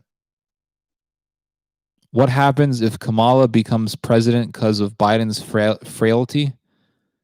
Oh, that's a good, this is actually a good question. I'm going to entertain this for a moment here. So if Biden dies, or if he is somehow incapable of being the president, and you have a Kamala Harris presidency, what you will have is very simple. Kamala Harris will be president, and she will be saying a bunch of stupid crap about the economy. She'll be saying things like, we should get rid of, what do they call them? Bond buybacks. Get rid of bond buybacks. That money should be given to the workers. She's going to say a whole bunch of left-wing stuff, and it's going to get the righties up in arms. The righties are going to be pissed off. And what are you going to see an increase of? You're going to see an increase in racism. See, the thing about a Kamala Harris presidency that worries me is not just her left-wing politics. It's the right-wing response to a Kamala Harris presidency. It's the right-wing response that would spark against Kamala Harris's rhetoric. You'll see an increase in racism because people are going to say things like, look, this is what happens when black people take office. All these blacks, they're ruining America. These minority people. When can we go back to the days when white people were in power? So you'll see an increase in racism, an increase in nationalism. We need a savior. We need a hero to save us from this bitch, Kamala Harris. And then they're going to want another Trump, or maybe Trump will run again. And Trump will win. So with the Kamala Harris presidency, you'll definitely see left-wing rhetoric. You'll definitely see Democrat policies that Republicans are not going to like. But at the same time, you are going to see a crazy right-wing surge. That's if you have a Kamala Harris presidency. Now, you can have these things take place even if Biden doesn't die in the next 4 years. Because Biden is going to be so damn old and frail, he's going to be taking naps all the time. The media is going to be focusing on Kamala Harris because she's the first black female who's ever been vice president, first black female to ever get to this level of political power. So they're going to be focusing on her all the time. And what's going to happen is because the focus is going to be on her, that focus is not just going to come from the media. It's going to come from the people watching the media. And you're going to have a right-wing, I think a vicious right-wing response against her and against the Democrats.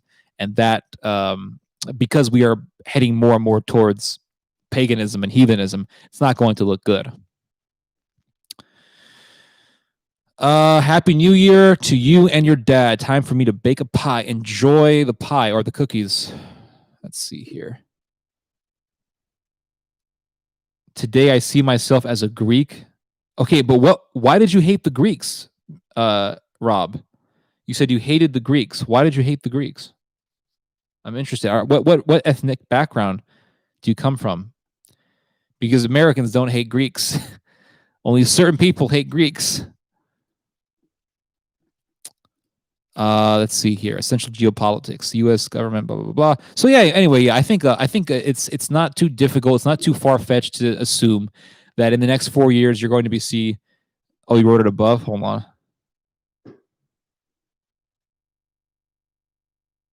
What did you write? I don't. I would have still hated the Greeks. But why did? Hold on. I don't see where you say why you hated the Greeks. Could you just write again real quick why you hated the Greeks or what ethnic background you're from? Because I can't see it. I can't find it for some reason. Um, but I think it's safe to say that you're going to see within the next 4 years the Republicans really revamping themselves, marketing themselves. You're going to be seeing more and more African Americans becoming Republican, more and more minority groups also turning to the Republican Party, the GOP. But you're also going to see more and more nationalism, not just amongst white Americans, but also amongst right wing African Americans, Republican African Americans. Nationalism does not need to be racist. It doesn't have to be racist, but it can. But it's always going to be tribalistic. So you can have it, say, an African American who is nationalistic about being American, and he may not like foreigners. Same thing goes for white Americans. My ethnic background is Macedonian. Oh, okay. That makes sense. Okay. Well, I'm really happy I was able to help you. Or do you live in Macedonia? Do you live in Skopje? As the boomer generation dies off, their kind of libertarianism. Hold on. What? As the boomer generation dies off. Oh, you deleted that. Okay. Whatever. But yes, I think it's safe to say that we're going to see more and more nationalism. When you have a Democrat, you're going to have a Republican surge. When you have a Republican, you're going to have a Democrat surge, left wing surge. They need each other to exist. Unfortunately, I live in Germany. Oh, okay. How are things over there in Germany? Like politically speaking, like what's the political atmosphere like over there? That's interesting. Whatever happened to Estefania?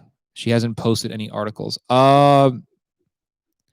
Yeah, Estefania. What happened with her was she got cold feet.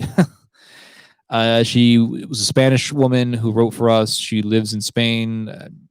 She was very intelligent young lady, and the problem was that she said, "Hey, I don't want to write for you guys anymore because I'm scared of being arrested." That's what she told me. So it's like, okay, whatever. Goodbye. See you later. People get scared. This work isn't easy.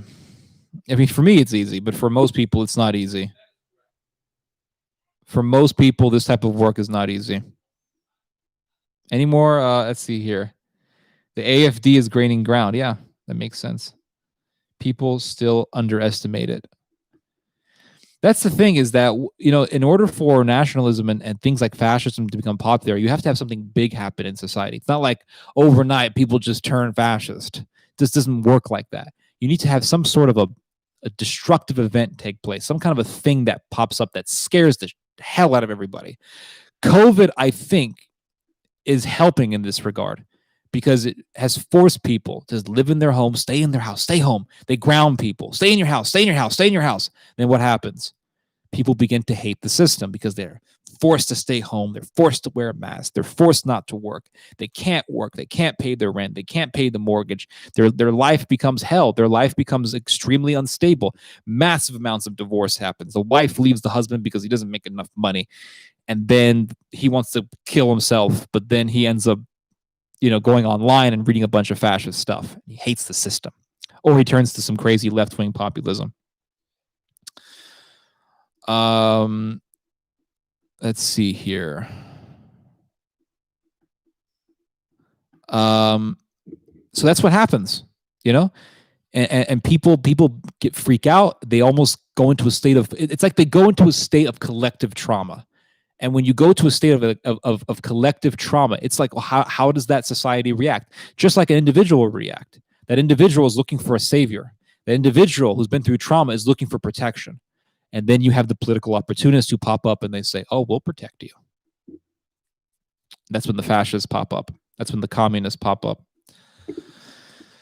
As the boomer generation dies off, their kind of 60s liberalism and idealism will die off. Yes, it will, but something builds on top of it. So the way I look at how generations change politically and ideologically is that whatever they believed in, the next generation builds off of that.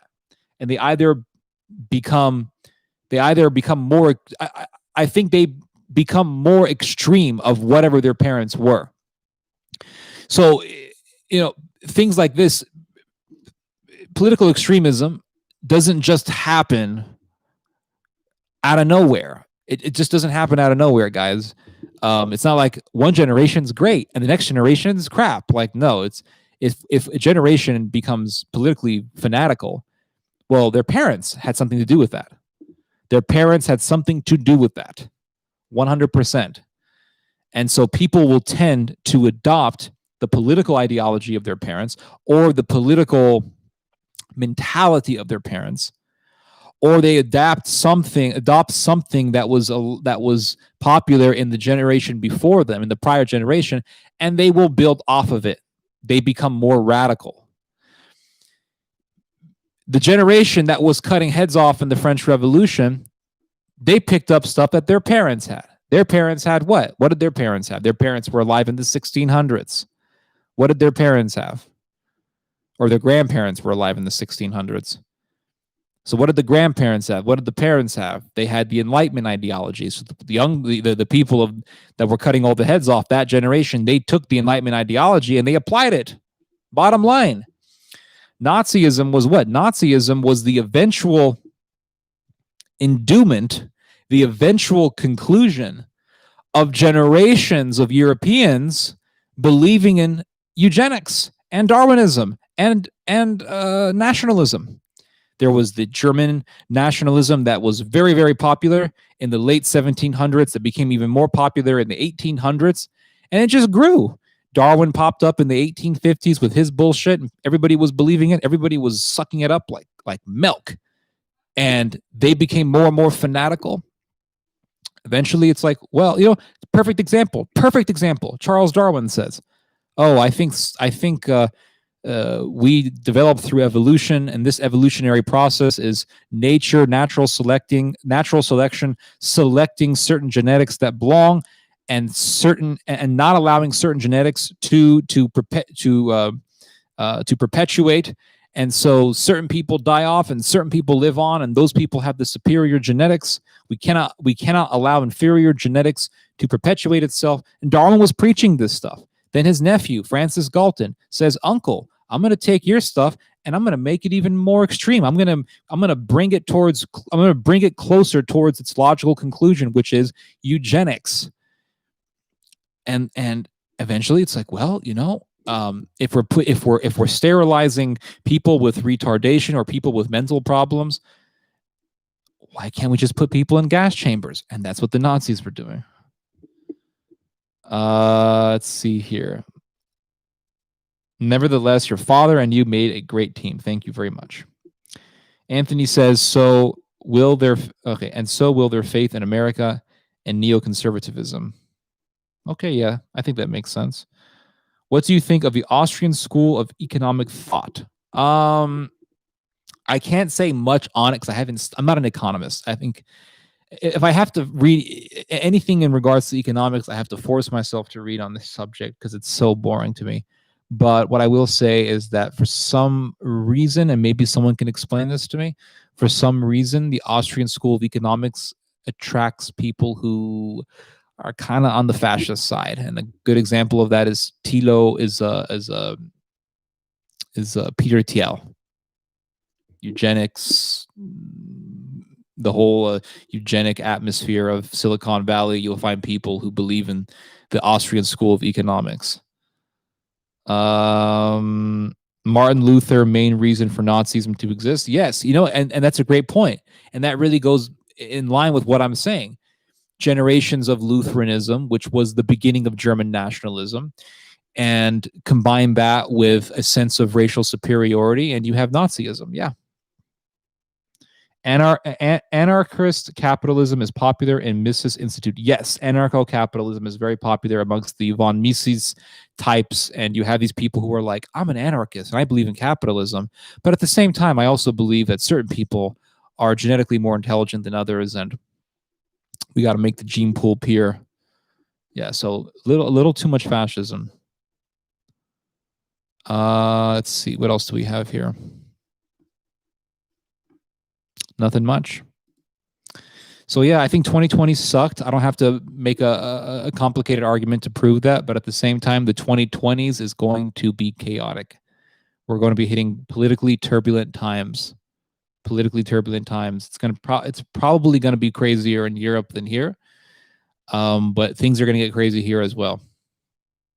With the rise of the Boogaloo people and people like them, that Boogaloo mentality, got to overthrow the state.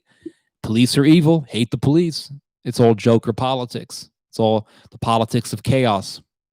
That's all it is.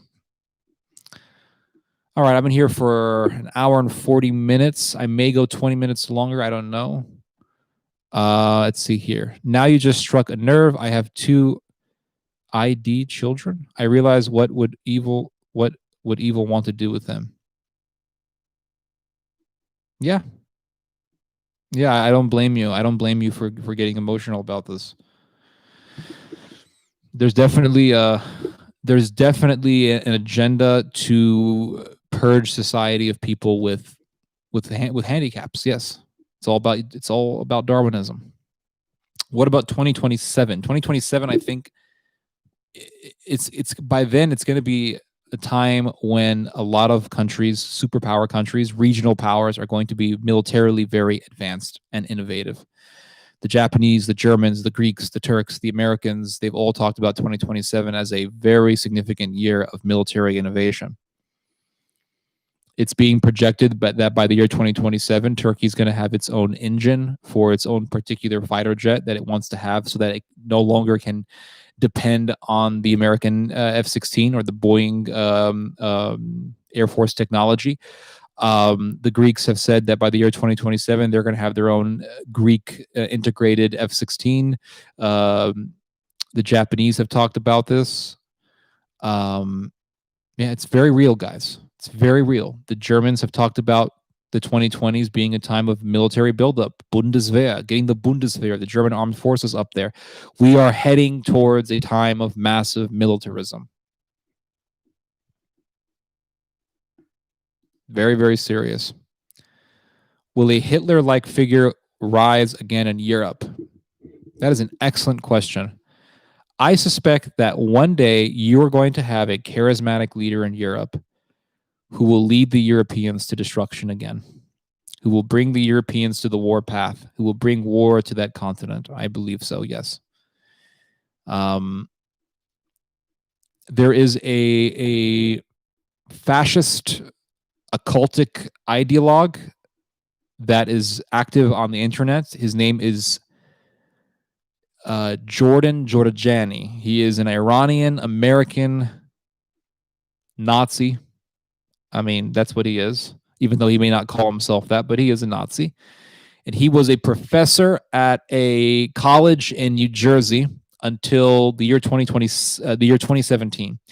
And the reason why he lost his position as a professor in 2017 was because there was a leaked recorded conversation that came out of him in a restaurant talking about how one day Hitler is going to be seen as just an historical military figure of European history, just like Napoleon or Alexander the Great. And this is what Giorgiani said.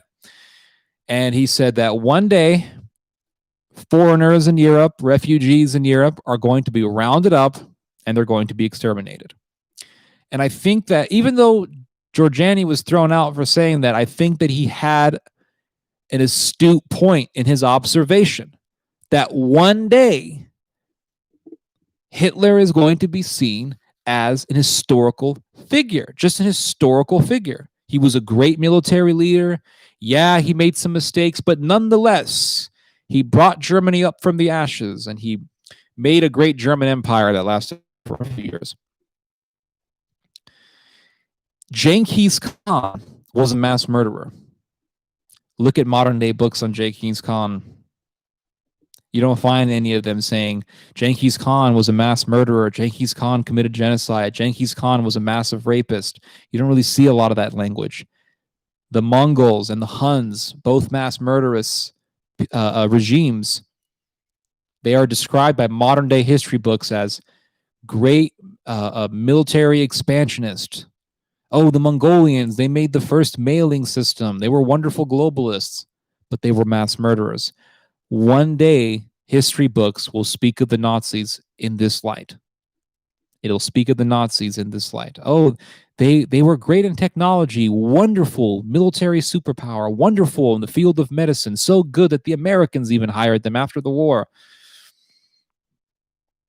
Many people secretly admire Hitler. Just look at YouTube comments. Yes, absolutely. Look at any video in regards to the Holocaust. You find a lot of Nazis on there, tons of them. I think there are a lot more Nazis than we would like to believe, really. Thoughts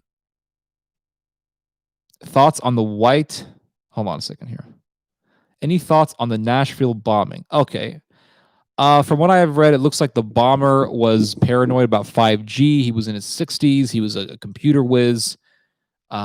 He didn't, I don't think he really wanted to kill people. I think he just wanted to damage that building for some reason. He wanted to damage that building. And when that building was blown up, when it was hit by the bomb, the 911 service in many areas in both Nashville and both Tennessee and Kentucky were lost for a number of days. And it took a while to bring it back up.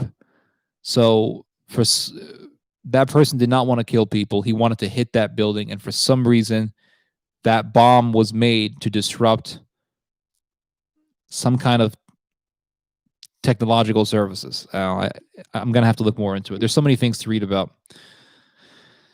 Let's see here. Thoughts on the white race becoming a minority and soon to be extinct argument. Okay. White people becoming a minority. A lot of this has to do with the fact that a lot of white people don't want to have a lot of kids. People say, oh, look, the Mexicans are having all these kids. Middle Eastern people are having all these kids. It's not the fault of foreigners for having kids. They're just doing their duty as humans to make more humans.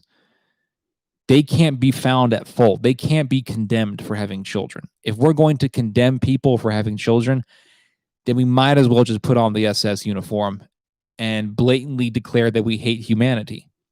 White people could have huge numbers if they just had more children. Simple as that. And talk to white people about having kids and listen to how resistant they are. Listen to how vitriolic they are to the idea of having kids. This is why I laugh at all these people who are like, oh, they're destroying the white race. The white race is destroying the white race. I mean, you want to talk about white genocide? The biggest advancers of white genocide are white people. That's the bottom line, because they're not having kids. White people could have 10 people per family, and they would become more than the Mexican population in the United States. Same thing can be said for Europeans. Serbs hate Albanians. Serbs don't like Albanians. But who has the biggest abortion rate in the world? Serbs. Serbs have the biggest abortion rate in the world. But who has the highest birth rate in Eastern Europe? The Albanians. An Albanian family can have 10 children per family.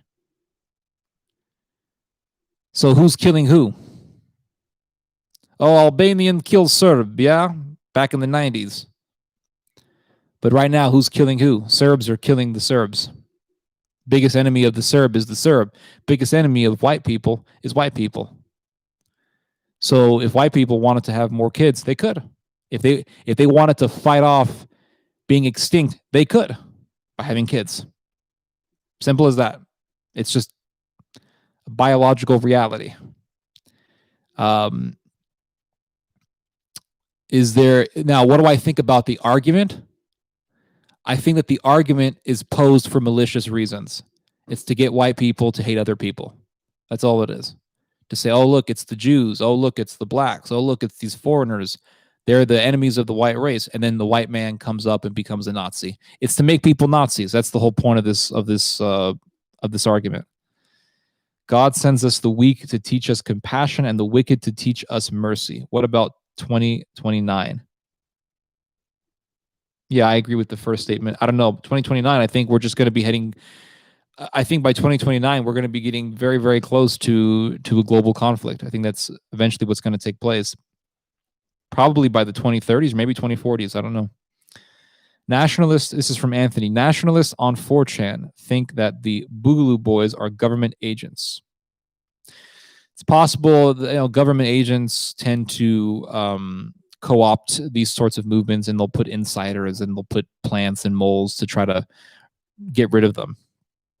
The British did the same thing with the Irish Republicans. Let's see here. It seems many nations will be the weapons upped by them. I'm not entirely sure what that means. It was the whites, the WASPs, that were the main promoters of birth control on their own race. Yes, absolutely. When the BB do something stupid or kill someone, the media will blame white nationalists and Trump supporters. Okay.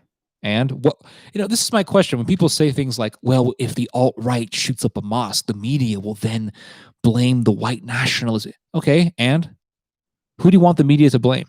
Like, ideologically speaking? Because these terrorist attacks, this violence, right-wing violence, is done for an ideology. So is it wrong to talk about the ideology? Is it wrong to talk about a connecting political movement that does agree with the ideology of the shooter, of the perpetrator of the violence? If you have someone saying, well, I want to fight against the great replacement of the white race, and the media says, well, the term great replacement is being used by the identitarians, do you not want them to report that? I would report the same thing, because it is the identitarians that are pushing this sort of stuff. White Protestants waged cultural warfare on white Catholics because the latter opposed contraception and had large families. Well, it's not just white Catholics, my friend. It's also dark-skinned Catholics as well. Okay, I've been here for almost 2 hours. I'm actually getting tired. This is exhausting. Anyway, guys, I think I'm going to head off soon here. I think maybe another 8 more minutes, because in 8 minutes it's going to be 2 hours. People are already shooting up fireworks. It's crazy. It just seems like last month it was 4th of July, and I was hearing fireworks, and now I'm hearing fireworks because it's 2021. Isn't that crazy? Isn't that freaking crazy? It's like that song from Linkin Park. I forget the name of the song, but there's this one song from Linkin Park where he says, watch the clock go. It feels so unreal. I can't remember the lyrics, but it's like, I used to listen to that band all the time. I listen to them sometimes. They were actually a great band. Linkin Park was a great band. I miss some of the music from those days. Linkin Park, Nickelback, Alter Bridge, Creed. What else was there? Seether. They made some great music. My point was that would be the purpose of the BB if they are controlled opposition. I'm not saying you support white nationalism, but I'm saying that if you have a shooter who says, I want to fight against the great replacement, and he wipes out 56 Muslims, like what happened in New Zealand, what do you expect the media to say? You would have to prove that the media is in on some kind of conspiracy. I, for one, don't think it's all conspiracy. I think that there are people out there. Listen, there are plenty of people out there who are Nazis. There are plenty of people out there who really believe that there's a conspiracy to wipe out the white race, and we have to fight for the white race, and we got to kill off the darkies. There are plenty of people like that out there. You don't think it's believable that one of them could get a gun and shoot people? I mean, it's obviously not impossible. Completely random question. Have you read Sun Tzu's The Art of War or any other non-Christian text? Okay. I have read plenty of non-Christian texts. I read them all the time. I have read the Buddhist sutra, some of the Buddhist sutras. I've read some of the Lotus Sutra. I've read some of the Bhagavad Gita. I read some of the yogic texts. I read a good chunk of the Quran. I read some of the Book of Mormon, but that was hella boring. So yes, I have not read Sun Tzu's The Art of War. I have read some of Machiavelli's The Prince, though, which was similar to that from what I've heard. But I have not read Sun Tzu's The Art of War. A lot of people like to read that stuff because they say, "Oh, I'm a badass." Let's see, what else is there?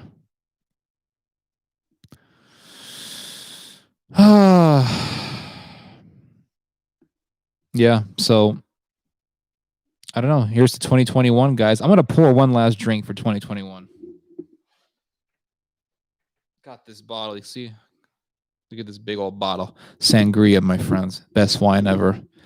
Some people are like, "Oh, you got to drink like the good wine, the good quality wine." It's like, that stuff tastes like vinegar.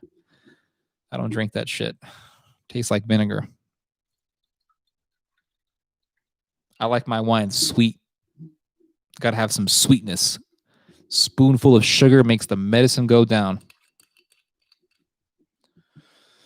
I got cut off. I had been linked to the 2029 Our Lady of Fatima message and the possible destruction of the Vatican. Are you keeping up with the changes within the Catholic Church? Well, that's a good question.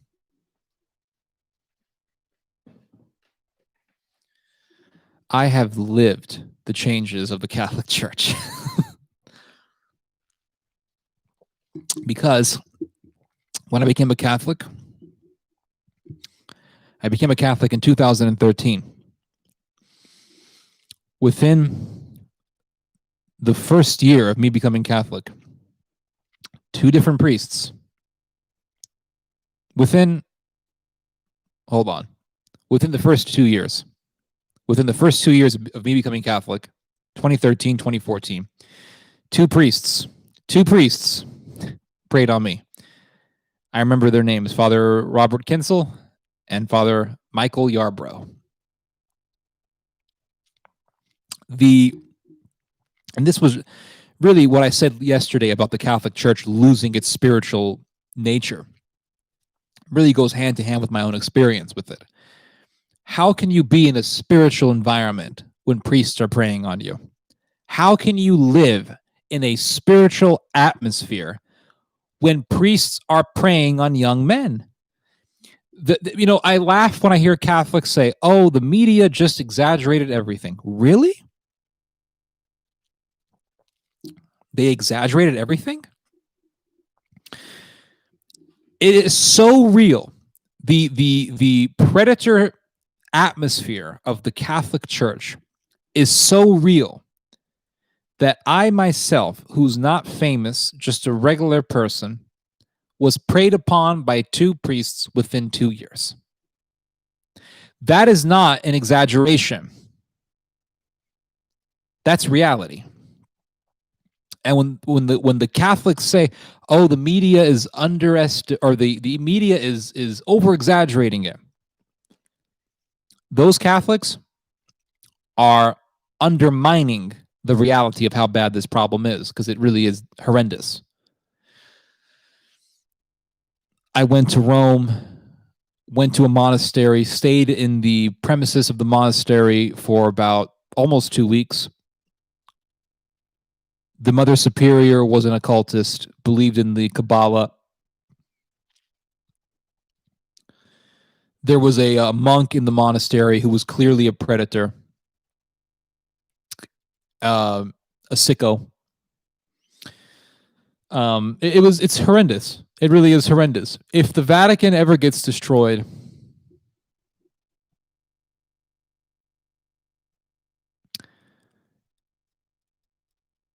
I'll see that coming. If the Vatican ever gets destroyed, we'll look at its destruction and say, we saw that coming. The Vatican is really late. The Vatican is due for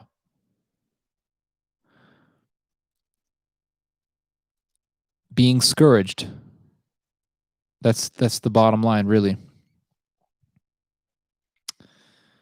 I think that if the Vatican ever does get destroyed, it's going to be Germany and Turkey doing the destruction. Maybe just Germany. If you look at all, I mean, Rome has been conquered so many times. The biggest conquerors of that city were the Germans.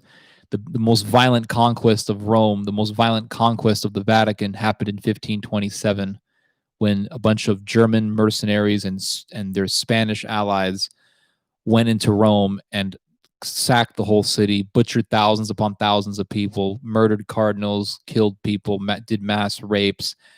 And I think that something like that is very likely in the horizon. Okay, it's been 2 hours, guys. I think I'm done with this. I don't know. Maybe I'll just finish my drink. I keep making excuses for not leaving you guys. You guys are a lot of fun to talk to. Maybe I'll pretend to be like a radio DJ. Be like, you're tuning in to NPR. Pretty soon we're going to be playing some music from Antonio Vivaldi and his Four Seasons. Then subsequently we will be playing Albinoni, his Symphony Number 4. And then after that, we will be playing Corelli's Christmas Concerto here on NPR. Like, I could totally just do that for you guys and be like a DJ, just play music. I could do that. That'd be so cool. We could play music. Like, I could just live stream and play music and be like, okay, guys, we're going to listen to this song. And then you guys could share music with me and I'll play it and be like, this song is good. And we can rate each other's songs maybe. Let's see here. Monkey brain. Find it funny.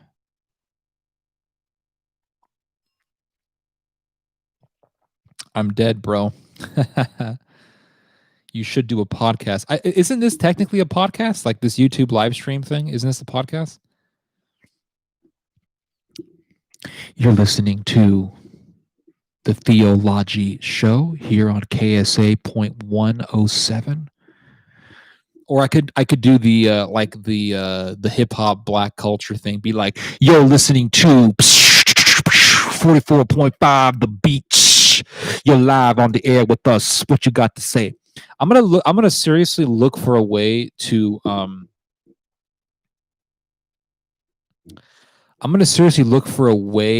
get people to call in, and that way we can have like a real show, you know? And we can have like a real conversation. Doesn't this bottle, it look like something you see from, looks like something you'd see in a monastery somewhere, like a priest is drinking it. Not in the communion, of course, but like, you know, in just for fun, like, hello. My name is Bishop von Hess. I'm here to tell you that the Catholic Church is evil, it is the Antichrist, and it is completely and utterly demonic. Anyway, guys. StreamYard. Okay, I'm going to look that up. Man. I will definitely look that up. Happy. Enjoy your cookies.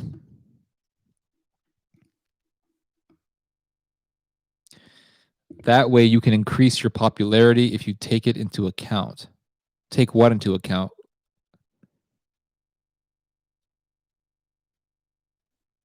Take what? A podcast?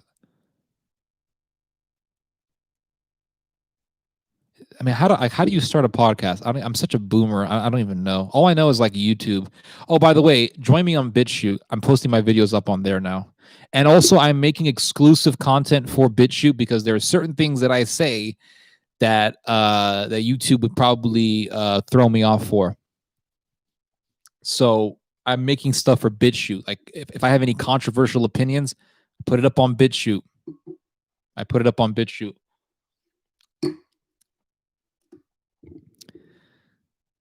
Find the Linkin Project band and that song you were talking about. Let's listen to that. Oh, Linkin Park. Yeah. Well, I have to find a way to play music on here because I'm in the microphone. So if I play music, you guys are not going to hear it. I have to figure out a way to play music and talk at the same time. Let's see here. Yeah, I think I'm done for today.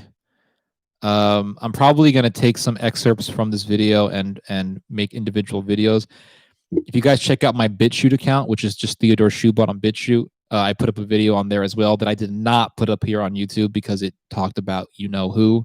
So I don't want to piss off the overlords of YouTube. I'm trying to broadcast my message as much as possible, trying to expand myself. I'm doing really, really hard drugs. I'm taking YouTube, taking BitChute, really hard drugs, guys, expanding my horizon. Oh. Anyway.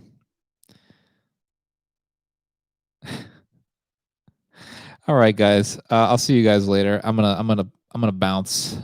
I'm getting off of the Facebook live stream. So have a great New Year, you guys on Facebook. God bless. I'll see you guys tomorrow. I'm ending the live stream for Facebook. Take care. Take care to you too, my friend. Have a happy New Year, Joshua. All right, I'm gonna see you guys later. Don't forget to like, comment, and subscribe. I have never said that in any of my videos. Never. I never, because in my opinion, it's like for years I've seen people do that. They're like, don't forget to like, comment, and subscribe my video. And to me, it's like, if your video is good enough, people are going to subscribe without you even telling them to. You know what I mean? Like, I want people to subscribe, not because I tell them to, just because they want to. But maybe I should start doing that. Maybe I should tell people to like, comment, and subscribe. Maybe it'll give me more. I don't know. Take care, you too, Robbie. Take care. Enjoy the new year, guys. Enjoy the fireworks. Enjoy your evening.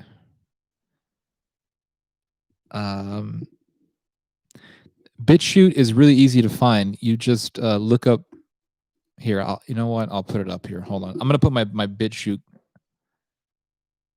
I'm gonna put my BitChute profile up on here.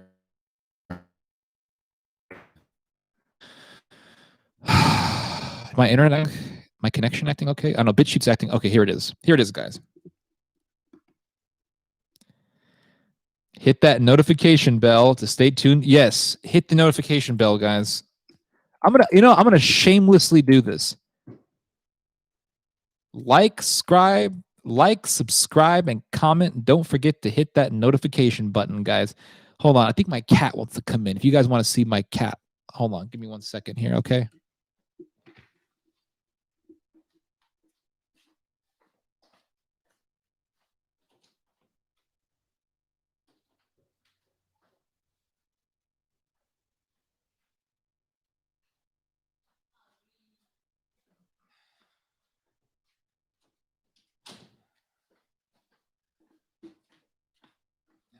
False alarm.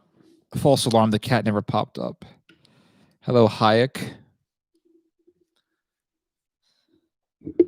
What's up, Hayek? I've been doing a live stream for the last 2 hours. Cat didn't pop up. Hopefully, she'll come up soon. Somebody just said I should add some country music. No. Yeah, I've been live streaming for the past 2 hours, man. Where have you been?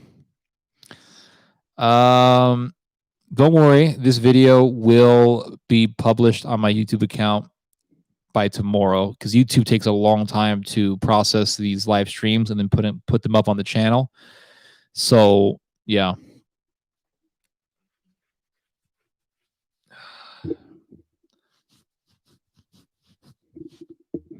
So, yeah, guys. Those are my thoughts. Wish you guys to have a good new year. But we're not going to have a good new year because 2021 is going to be crazy. This decade is going to be off the charts crazy. It's going to be turbulent. It's going to be nuts. But anyway, I think I'm going to go play some Call of Duty. So I'll see you guys later, man. Have a good night. Have a happy new year. And have a happy Kwanzaa. happy Kwanzaa to all of you guys celebrating Kwanzaa out there.